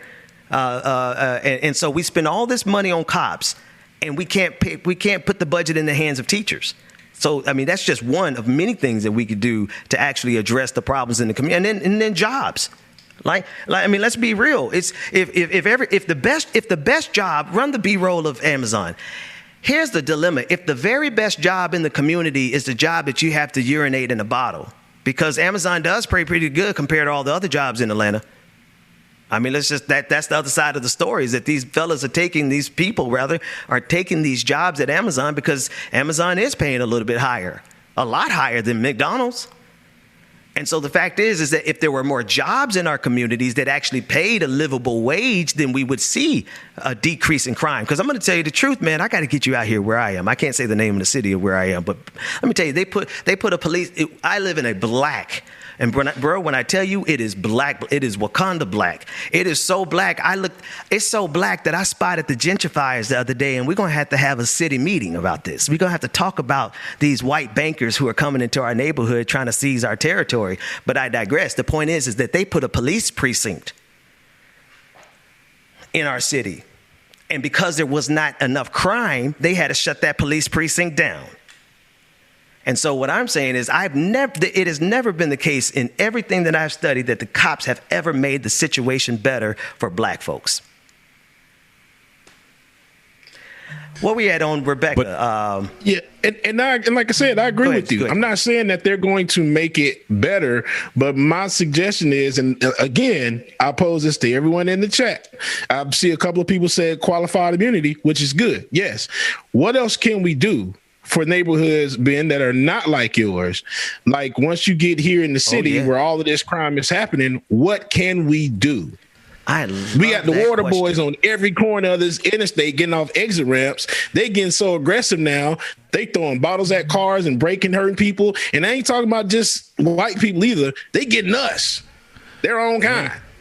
Yeah. So what else can we do? Because then I'm going to be the first one to say it. The cops not doing anything about them either. They only get them when they see it or whatever. So that's my other question. What can we do? So it's almost like the idea of more police is just like the low hanging fruit. You know what I mean? So instead of like Ben said, investing in more jobs in the community, more kind of mentorship programs, mental health programs from all the black people dealing with the years and years and years of abuse. You know what I mean? It's easy to say, more cops because that's the quickest answer. That's the quick fix. Just the band-aid on a sinking ship. But just, I mean, to an example, in Baltimore, they have like the squeegee boys who be out on the corners when you at the light washing your windows.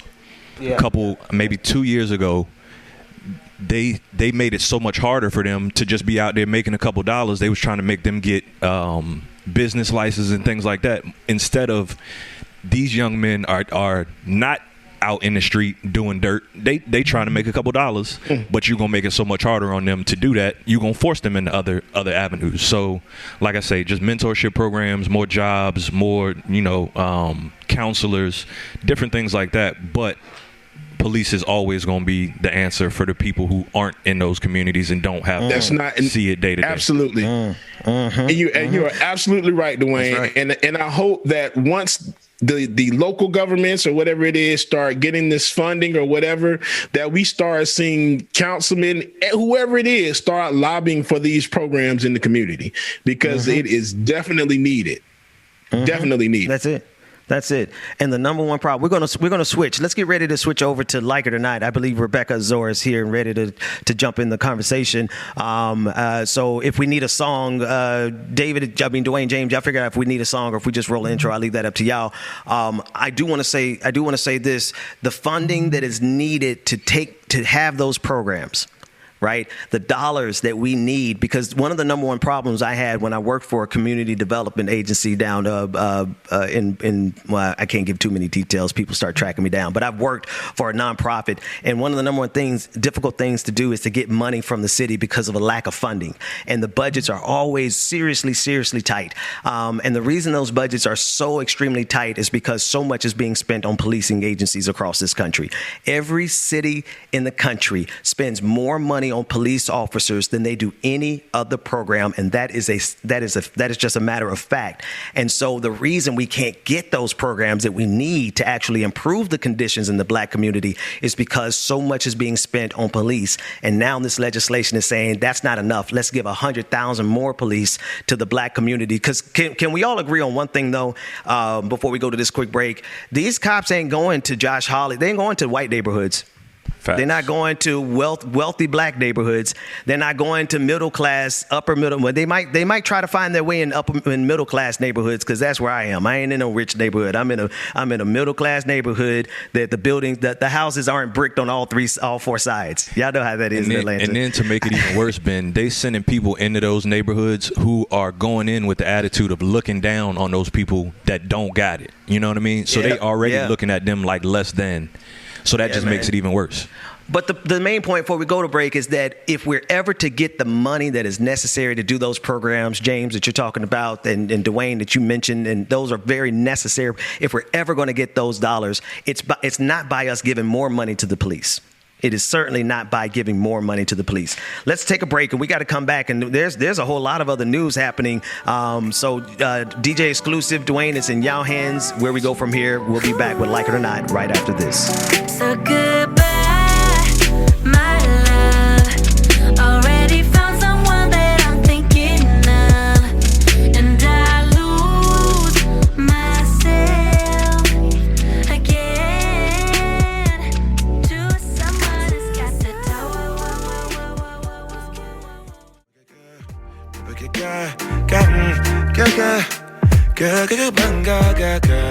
Good morning. Hold on, let me get in frame. Good morning and welcome to Like It or Not, where we're free to tell the truth and not care who doesn't like it. Hey, Bubba. Bad hair day. Huh. Yes. Well, it's been a bad hair day this whole week. I have no time to get my hair done. David, can you change my color to red so I can match? I ain't coordinating with the people today. If you was on screen, it wouldn't be a problem.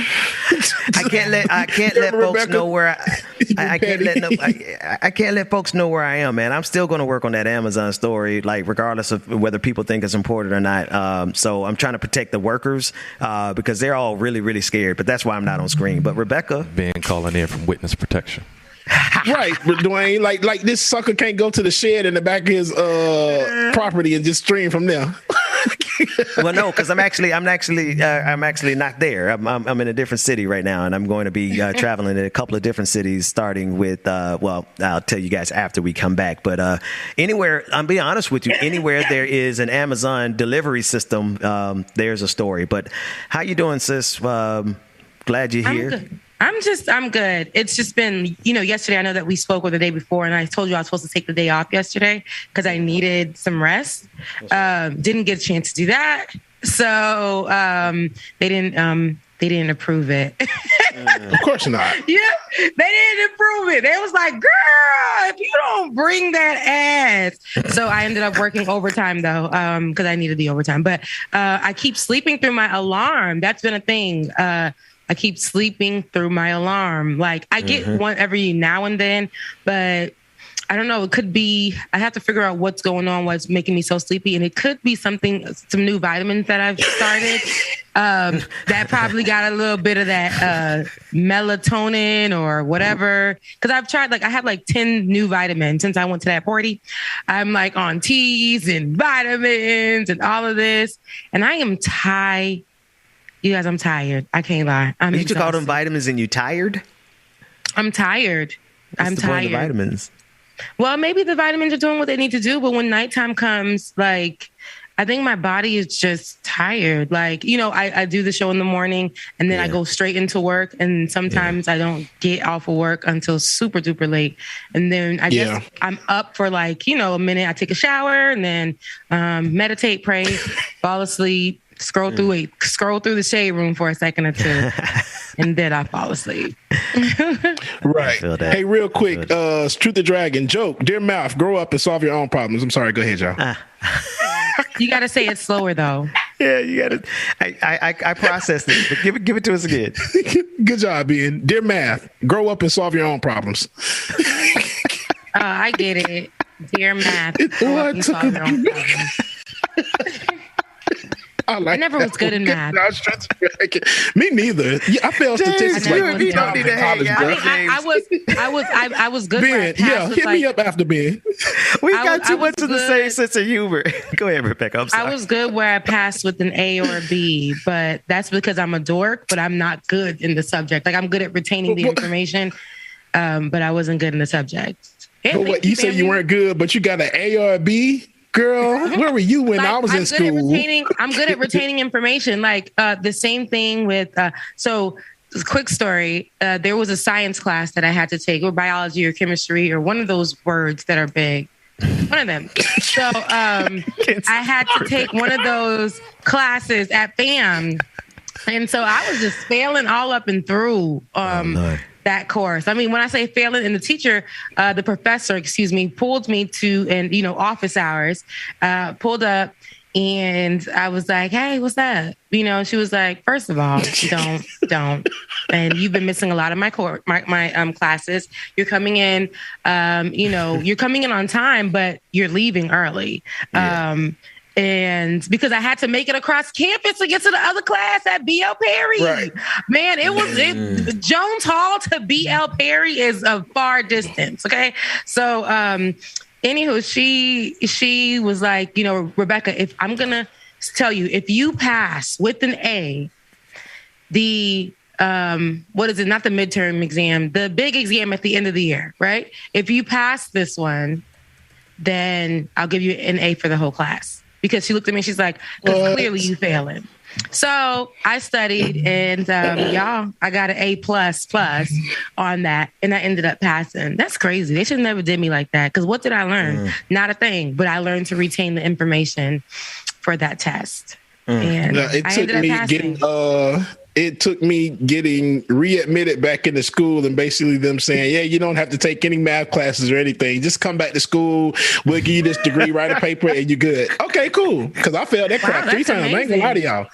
Yeah, that was man. I was cool. Yes, man. Like regular math is cool, but when I got up to stats 2 and started doing all that stuff, I'm like, man, well, listen. Like, what's the point of just doing all this stuff? What I'm gonna do with that? And I haven't tested or used it at all in my adult life. Yeah, James, let me tell you something, brother. I'm gonna be honest with you. Like, as smart as I like to think I am, statistics kicked my butt too. I had to take it a couple times. So I'm not even gonna lie.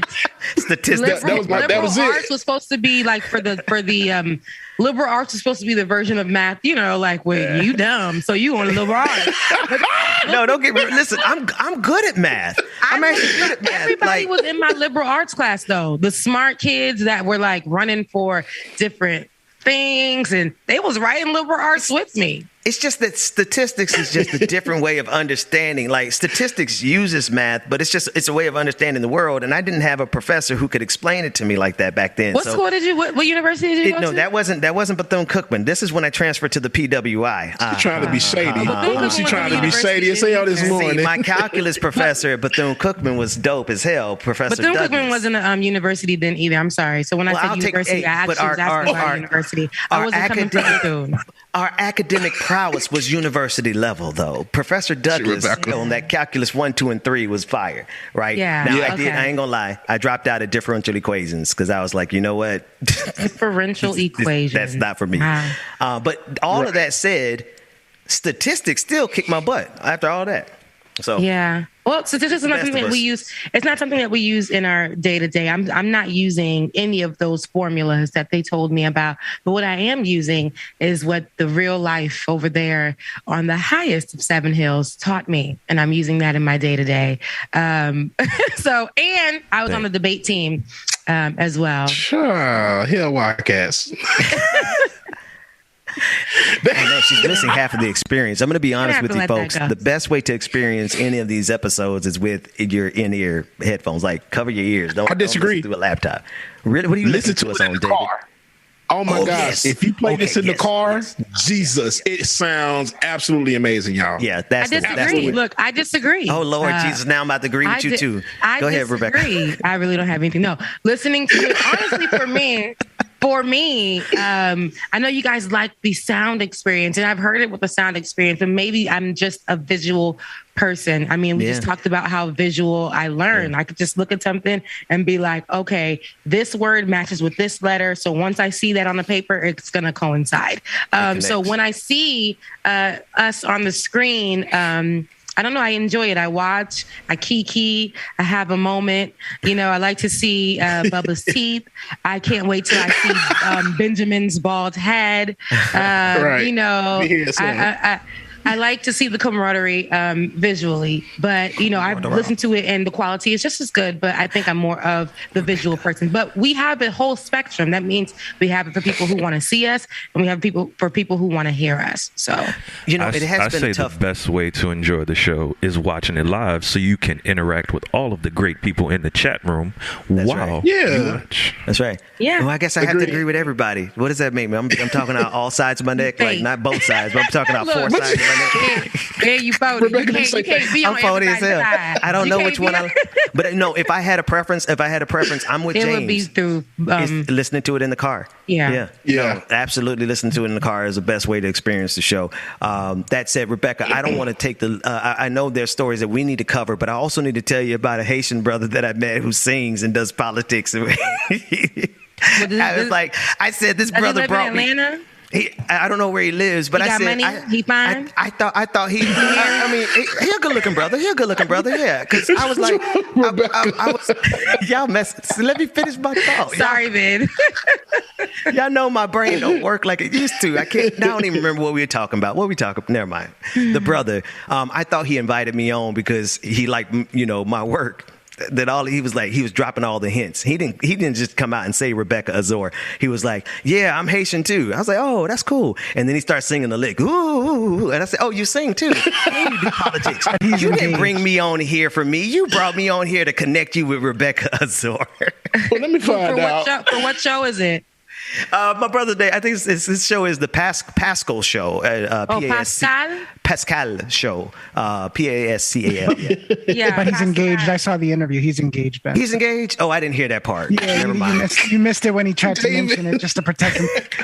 Well, you messed up the moment. That's it. Oh, so that's you're saying, David, that Ben tried to put me out there on Front Street. Because remember, we talked about how Ben always does this. He tried to put me out there. I'm like your uncle trying to hook you up.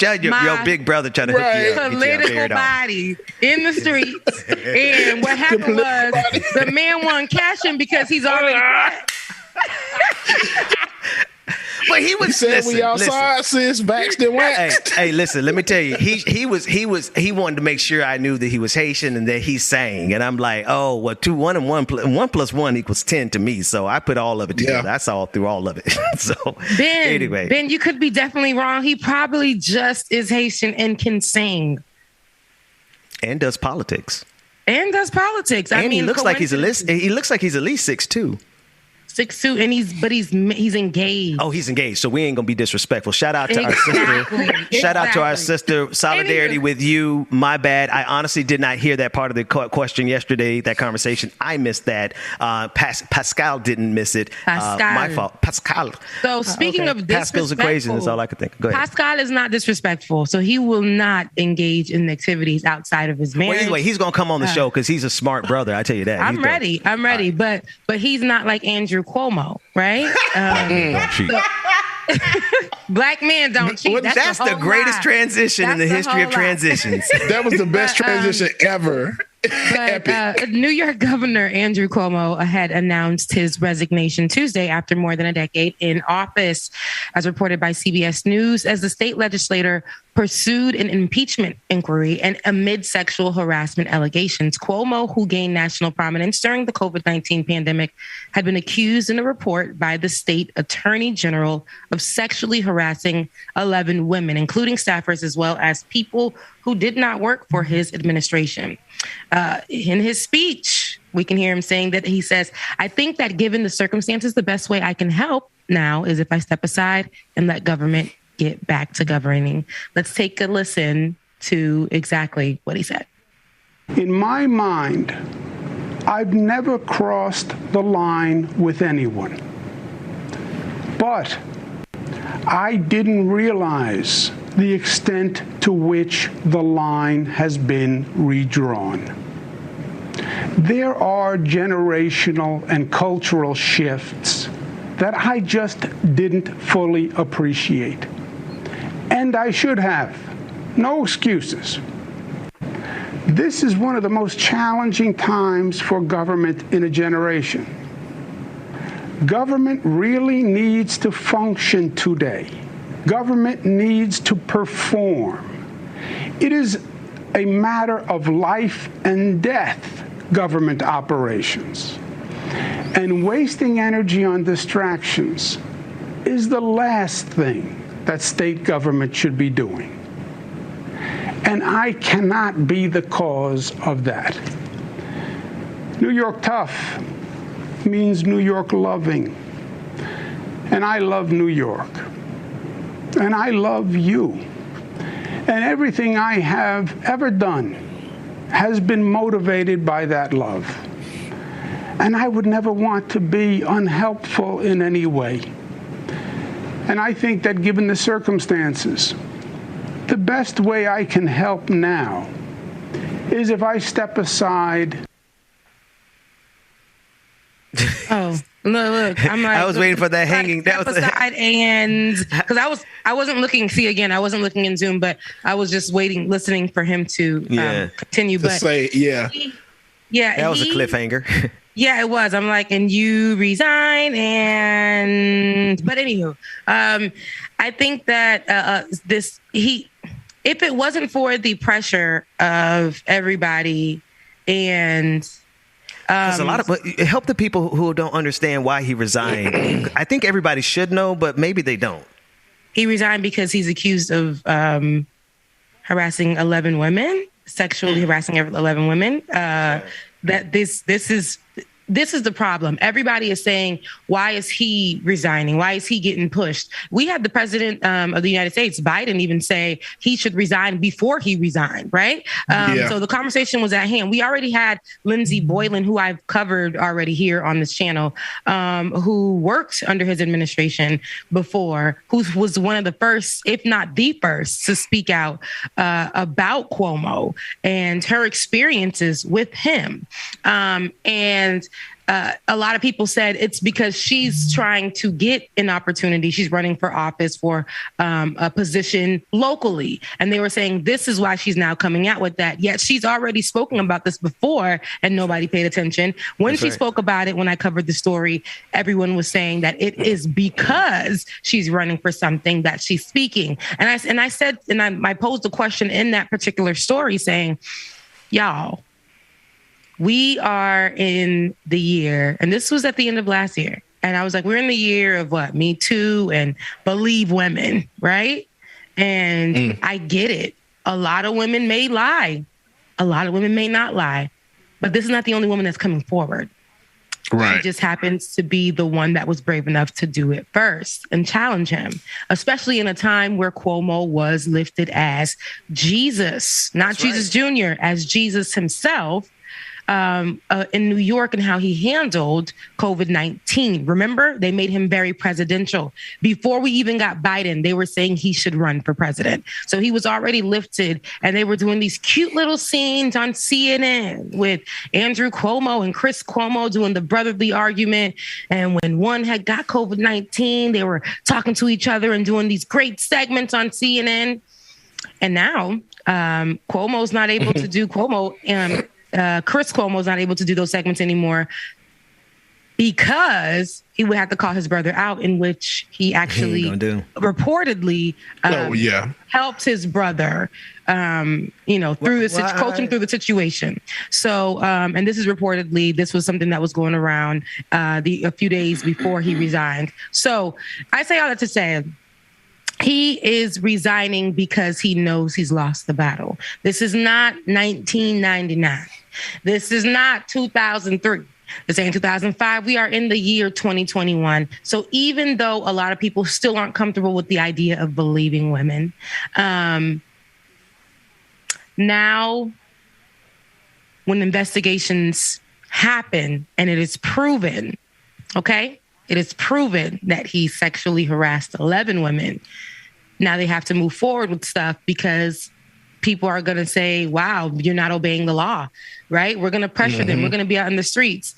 A lot of people are going back and saying, well, what about Donald Trump? Here's my thing about that.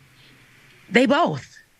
That's right. Not just, but what about? They both need to be reprimanded for their actions. So, wait a minute, Rebecca Zor, could you just say, what about they both? Do that again. My God. Right. No, no, I can't, Ben. I can't. It's just the one time. That's the word. That's the word. Because people want to go to the what about isms. People want to always do that and say, if you look online, if you look on Twitter right now, there's a conversation between people who look like us and people who don't look like us, people we can see right through. They are having conversations all over, Dionne Warwick's internet. And they're saying that Cuomo is here because of Donald Trump. Huh? Yes. How does that make sense? Make it make sense. So in the shade room, because I told y'all, if you scrolling through the shade room to see what our people be talking about, specifically ours, and their conversation is, I don't believe it. They setting them up. You the see what they doing conversation out is like, wait. The shade room's conversation is like that? Go onto the shade room, click in the comment section, and on behalf of this dude? Yeah, on behalf of the Cuomo, for New Yorkers. New Yorkers, oh God. Literally, it's the same way that people in Atlanta will protect T.I. You see what I'm saying? Yeah, I don't know about all that, man. Shaved, you almost choked. People in the comment section also from Atlanta will protect T.I. and say, man, he ain't do all that. They always want to bring a black man down because he was trying to buy CBS. And, they always try to put that out there. And they don't beat the case. But anywho, I say all this to say, it doesn't matter who you are. I know we talked the other day about people in power and how they can literally slide by these things, like literally make it all the way back to their house and sleep good, while the person that they harassed or assaulted or or mentally abused or provided a toxic environment for can't sleep, has to go to therapy, can no longer have certain relationships because of the trauma in their life, because of this person, and some are suicidal. So a lot of this happens, and yes, Donald Trump, but not what about? It's him too. Like, they all need to be reprimanded for their actions. And that I think now he's reached the a place where he says, I have to resign. I think now he realized, okay, my city is still going to rock with me. My state is still going to rock with me, because a lot of them know what I did. Even Joe Biden spoke and he said, it's a shame because he really did a good job as governor. And these people are still speaking for him, even though Joe Biden did call and say this man should definitely resign. He now is stepping down, but I don't think I don't think just stepping down is enough. Sure. What else happens to somebody who is accused of sexually harassing 11 serial women? Sexual harasser. What else happens? Well, you know what? We see what happened with Donald Trump. It's not what about. It's look what happened with Donald Trump. People in power. It doesn't matter if you're on the right or if you're on the left. Somebody's going to be covering for you. Somebody's going to be trying to protect you. Except for this attorney general who was the one that was like, hell no, what I found out in my investigation. Right? Yeah. James. I don't know her name. But what she was like, what I found out in my good old investigation, that this man sexually harassed 11 women.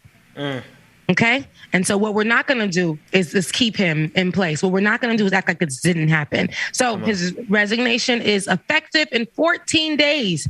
Lieutenant Governor Kathy Hochul, I hope I'm saying her name correctly, will take over. So in the first time in history, because of a man sexually harassing 11 women, that included his staffers and people who didn't work for him, New York will have their first lieutenant governor as a female, a woman. Kathy Hochul. That's a lot. Yes, Letitia. Letitia James is her name. Letitia, I see it right here. Letitia, black woman. That's how Ben says it. black woman. Yes. She wasn't gonna let a woman of God was not gonna let this man off just because everybody's like, what about Donald Trump? They both. Yeah. That's so they both. They Taking that say from you, Rebecca. They both. They both. Like ER, but Melissa DeRosa, who was Cuomo's top advisor, she was mentioned more than 180 times in the report. She resigned also, but on Sunday night. They were saying that she was assisting him in trying to hide what was going on. So I don't know. Maybe her resignation included a stipend that can hold her down for holding it down, like POP. And I think also for Cuomo himself, you think his resignation ain't coming with something that is a safety net for him? It ain't going to be a little stipend of a little money here and there for 2 months. No, it's going to be something where he's comfortable and he's good. And he's still going to get respect, especially in New York. That's the problem. But what I want people to understand is it doesn't matter who it comes from. It doesn't matter who it comes from. It is still harassment. It is still assault. It is still traumatizing. I don't care if it's a person in power. I don't care if it's a family member. I don't care if it's a stranger. It could still have the same effect. That's right. Abuse is abuse. It's abuse. It's abuse. No matter who it comes from. And you should get reprimanded all the way down. I don't care from what level you are, from where your money come, old or new, young, none. Everybody should be reprimanded for something like this. You say everybody can get these hands. Yeah. No, and everybody can get these hands too. But his hands hopefully will be behind his back as he heads to jail. If we see that. You know, and he mind you, more than hands. Where he going? Mind you, Cuomo was loved. Do you remember that? They love that man. You remember? I'm talking about during the beginning of the panoramic. During the beginning of the panoramic. He was like top tier. Like I'm like, damn, Cuomo doing his thing, and now you're like, you little piece of crap. They done changed. They done gave this man his own sexual identification, bro. He got his own sexual identity. Cuomo-sexual was a thing. Remember that? That's how much Cuomo-sexual. No, I didn't hear that, and that's stupid. No, literally. There's a thing on the internet. They was like, oh, I'm in love with him. I'm a Cuomo-sexual. Okay. Yeah. Listen, you see, people are so dumb. They say things like this.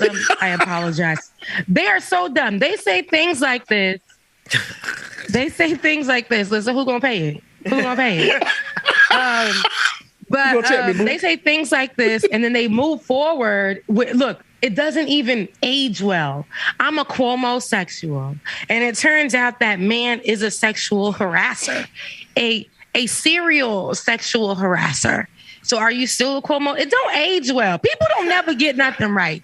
And it's because what they do is, and what we do as a people here, we will look at something, make it hot, and be like, yes, queen, yes, king, yes, that's a real president.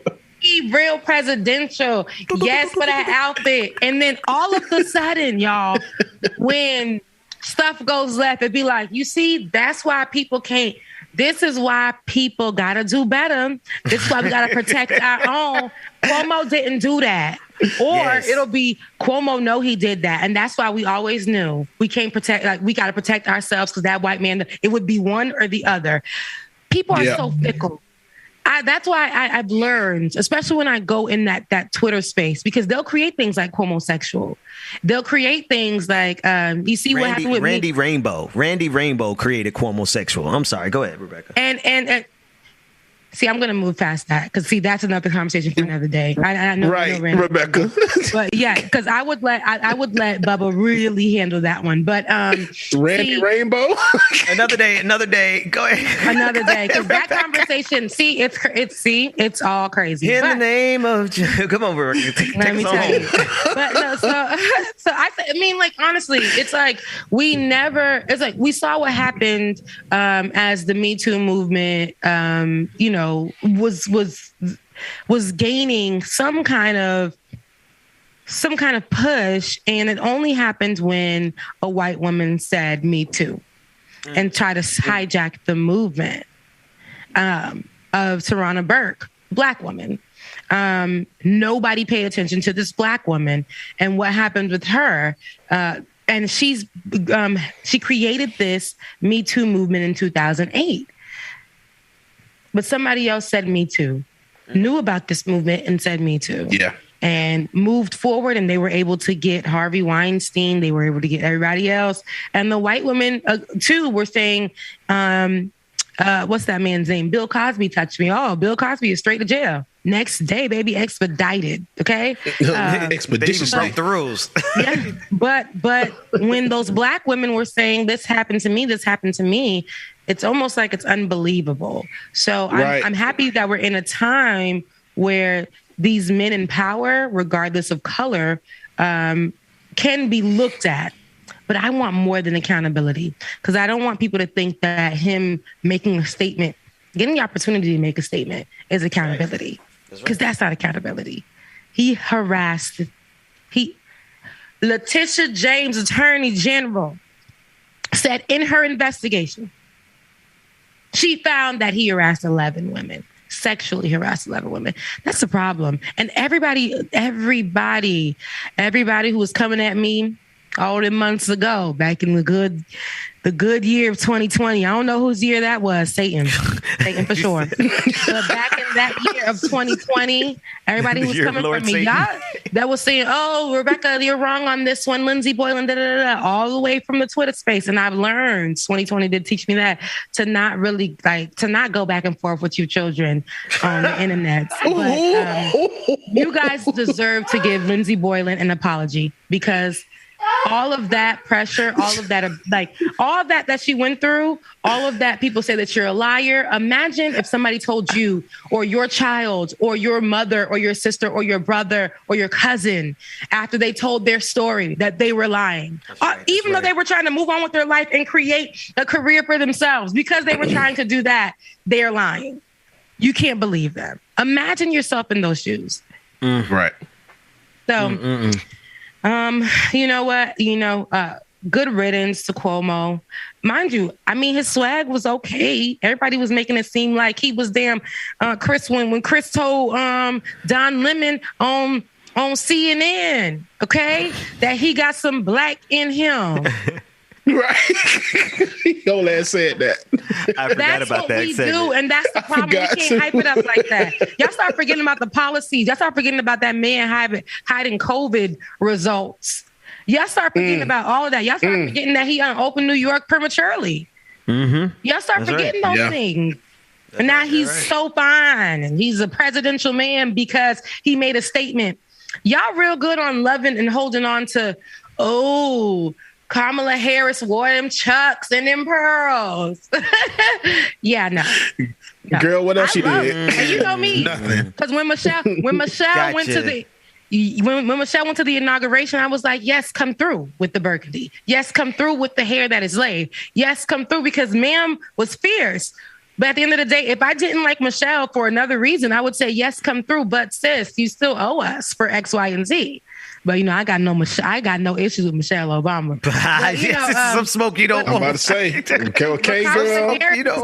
But Kamala Harris, it's like, I can't support somebody that says there's no racism in America and turns around and stamps a protection order, legislation that protects Asians for a hate crime, which tells us that there is racism in America.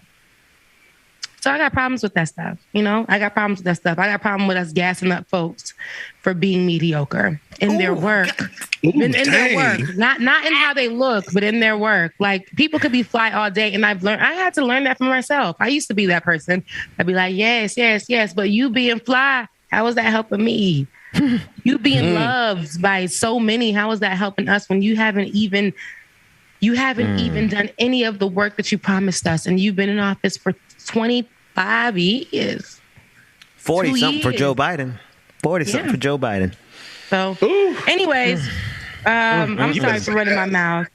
Yeah, I'm sorry. You said a word today. And look, though, only reason why they was on Cuomo so hard, I was about to say something else, and I have to remember where we was because Ben's cousin. Yes. Only reason they was on Cuomo so hard is because from what he was claiming that he did during the pancake. That's all. And then he was like, oh my God, Cuomo.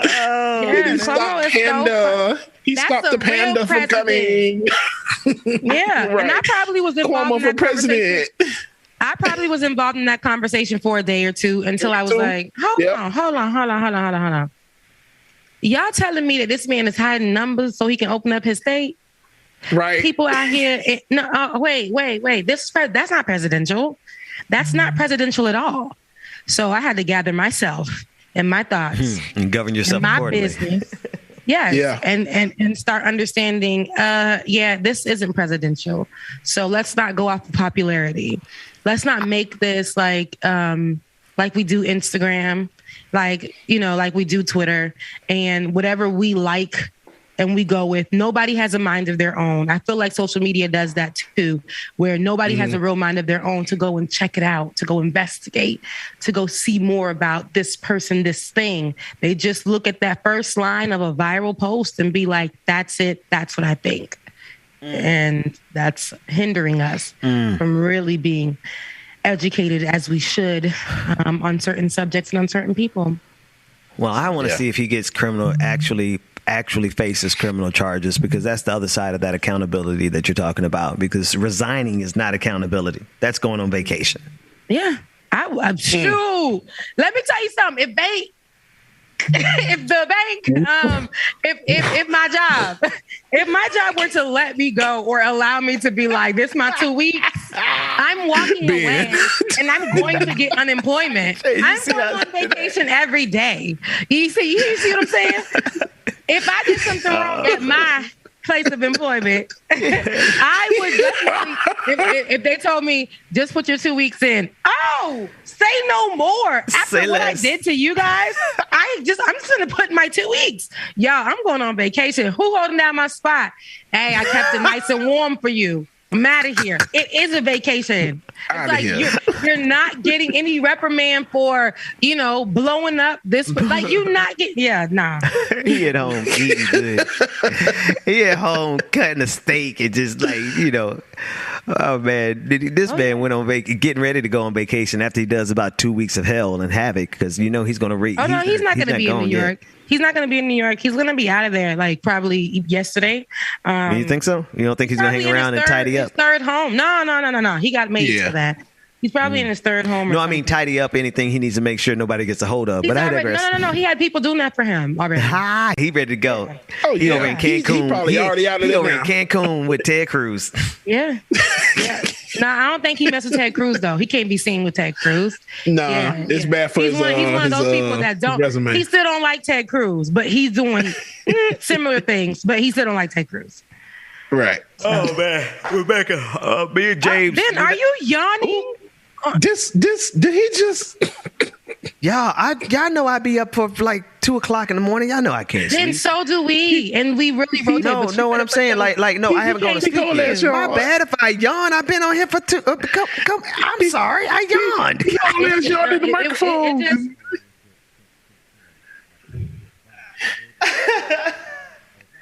Yeah, Rebecca. Not everybody come on here at 9:30.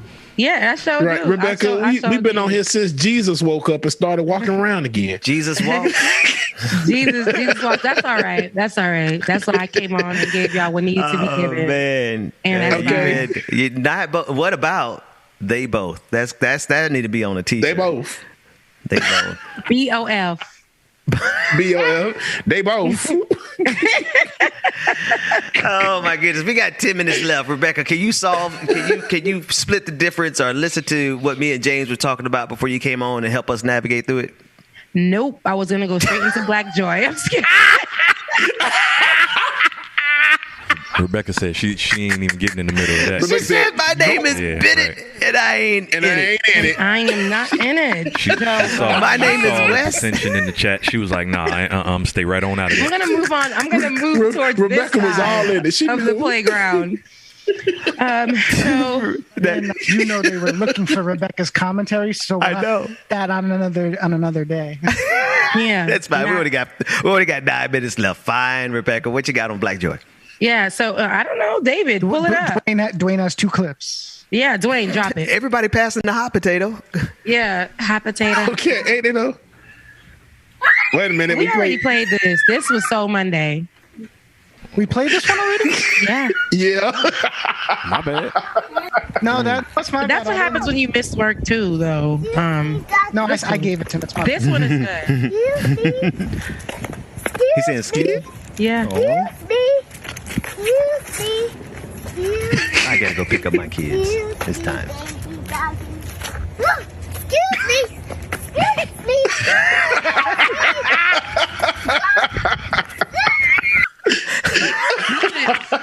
I didn't see that one. Patootie self has all of the great manners. Yes, in the world. And you know, he said, excuse, first he was being nice, and then he was like, I said excuse. Okay, now they chasing me. Then he started going crazy. These parents need to stop harassing these kids, though. You see your kid getting scared. You need to coach your kid how not to be afraid of it. I've seen more than like kids teach each other how to be afraid. TikToks. No, these parents are recording their kids in full fear. Oh, gotcha. I think like 10 TikToks of these kids. Like, you know, this one girl, she was catching some fish. I believe it was with her father, uncle, or grandfather. It was something like that. He was teaching her how to fish in the lake. She done caught a fish and she's like, help me. He's way in the back recording her. You got it, baby. She help me. He's like, you got it, baby. You got just and then she started feeling the reel go crazy. The fish done jumped onto the grass. She done ran off and gave it to the stream and he said, no, come reel it in. She's like, no, you do it. You do it. She was frustrated. She was mad. She had to be about 8 years old. But these people are just literally recording their kids' horror on TikTok and stuff. And I'm like, this is terrible. How cute is it that he was using all of his manners, and no matter how many times he said, excuse me, that mama or daddy was still recording, like, look at them ducks and look at him. No, you got to teach the kids how to problem solve and figure stuff out on their own sometime. And how to monetize trauma. Yeah, that's what they're doing. And no, see, Dwayne, that's why God is giving you what he's giving you. Because it's not going to work like that. Who you telling? But that's what I thought, Dwayne. My Dwayne, that's what I thought. Same way as that kid in the picture, because my wife is more scared of birds than that little boy was. Oh yeah, it's true. They do get it from parents though. My best friend, her son always screams when he sees like a bug. He'll just be going crazy, and she's like, Elias, you got to stop doing that. Yet when I'm on the phone with her, a bug comes through. She's like, oh no, oh, and she's screaming too. And then her mom does the same thing. I'm like, it's true. It does come from like it. The kids gonna only do what you show them. They probably might be scared of only what you're scared of too, or they might eat only what you eat. They might think that things that are nasty that they've never tasted because you don't like it. So it may come from parents too. So yeah, showing kids, I guess. I don't know. I'm gonna be a parent that is a sucker for like, okay, baby, come here. The ducks are just, and it sounds a little Karen-ish, but I'm going to be that mom that's like, listen, the ducks are not going to hurt you. Well, I'm scared of the ducks too, but that's going to be my way of us working through our fear. I don't want my kid to know that I ain't no bitch, like that. So. Jesus Christ. What the I knew that would catch your attention because y'all was just getting a little too quiet for me. Oh, yes. Good night, everybody. We'll see y'all tomorrow. So, yeah, let's drop another Black Joy. Oh, merciful Lord. That's all I got. That's all we got. I heard there was two more. Dwayne, I'm about to say Dwayne got two more. I just dropped two more. If we give me a second. All right. Oh my goodness, I wasn't ready. I wasn't ready either, man. It's like, God damn. David was trying to get the joy together. Right. I saw Bubba text Dixon. I know what's his name won't listen to me. Dave was probably like, when is Rebecca going to be done talking? And Ben, I can't see what he's doing. Ben probably stretched out like this, like, damn, it ain't 30 yet. That's what I was feeling. I'm looking at this clock. It's 10:26. I got 4 minutes. Damn, that's 3 minutes and 26 seconds to counting before I go to sleep. Oh, man. Here we go. African American gestures 2. Period. Caucasian encounter 1. Caucasian encounter 2. Combo pack. I doubt the validity of what you're saying. You know, you a damn lie. Nah, see fins. Oh, that's that one. Get thee away, Satan. You know what? You all right. Comment for more. That's Rebecca all day. I can just see it. All of them. All right, I played them backwards, so here's part 1. Hello, and welcome to African American hand gestures. The giggle suspender hand flap. That's that shit wrist flick. WTF, windmill. You got the wrong one.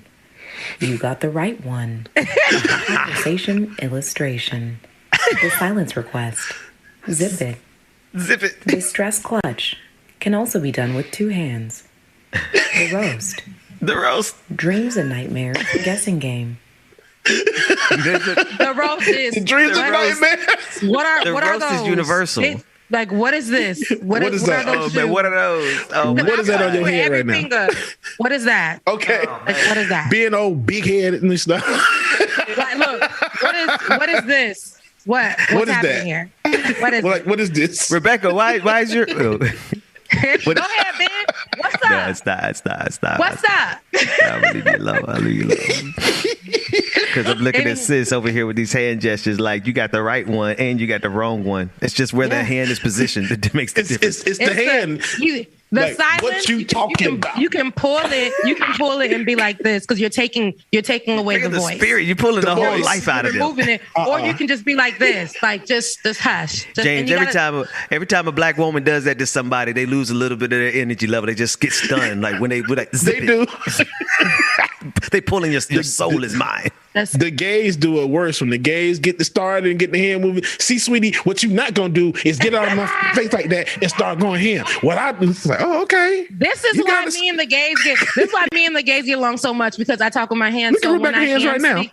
It's just and I do this with my nephews too. My nephews and my niece. When they start getting out of pocket, getting out of line, I'm like, hold on, wait a second, give me a moment. Look, because I'm taking it. You're not going to give me. I'm taking the moment, but I'm going to tell you to give me a moment. You're reclaiming your time.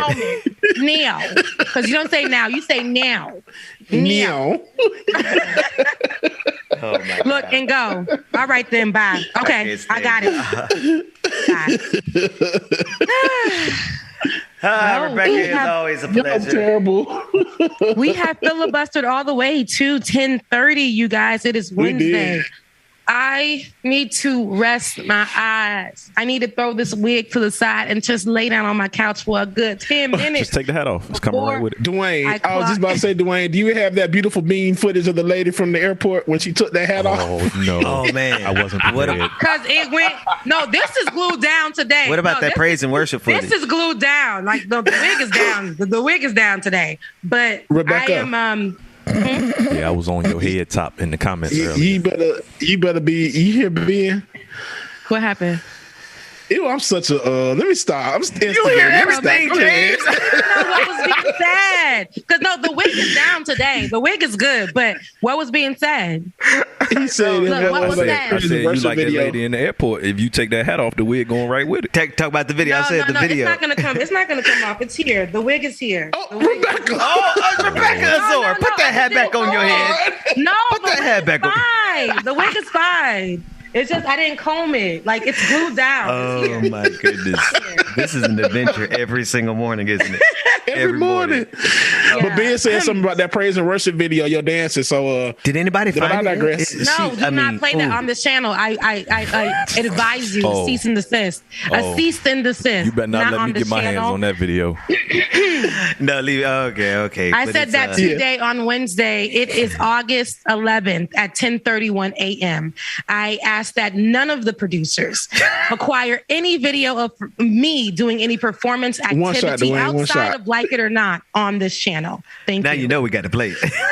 Okay. For the audience, just go to Rebecca's Instagram. Just go to her. We won't play it. It's off of my Instagram. Yeah, y'all go follow her on Instagram. In exchange for watching the video, go follow her on Instagram. I hear you, Rebecca, but once it hit the internet, that thing is there forever. So, you can't. Yeah, and that's why I'm going to delete as soon as we get off. You can't do nothing about what people do with it after you've already put it out to the world. Just ask Gomez and Grace. I can attest to that. I can attest to that. Bubba and Bandit. Well, since I was searching for a clip that you did with Nina Turner, and and then you praise dancing, giving God all. I mean, you were giving God your best, sister. You were using the fresh oil. Whoa. I don't know what you just said, Ben, but we anointing. are at time. No! Don't act brand new. You had anointment. You had anointment in that video. Thank you so much for your services. We have reached the end of the show, Like It or Not. I love you guys. It is Wednesday. Go talk to somebody who is a woman and be amazing to that person. I say a woman because it's Women Crush Wednesday. So women all over the world, it is your day. I don't know if one of my dudes is going to buy me lunch today, but let's see. Because that's what I need a nap and I need tacos. I need something good. Like I need something good to fulfill my life right now. But I love you guys. Mean it. You know what? We don't. We James, play some music. Yeah, I'm out of here. That was it for me. Bye, y'all. Subway stations with the maps in the cars. Summer cookouts, uncle got the sandals on. Statue of Liberty, we holding up the torch. If they ask where I'm from, tell them this is New York. We from the home of the Biggie, people blowing they ciggies. And these girls going wild cause they flashing they litty.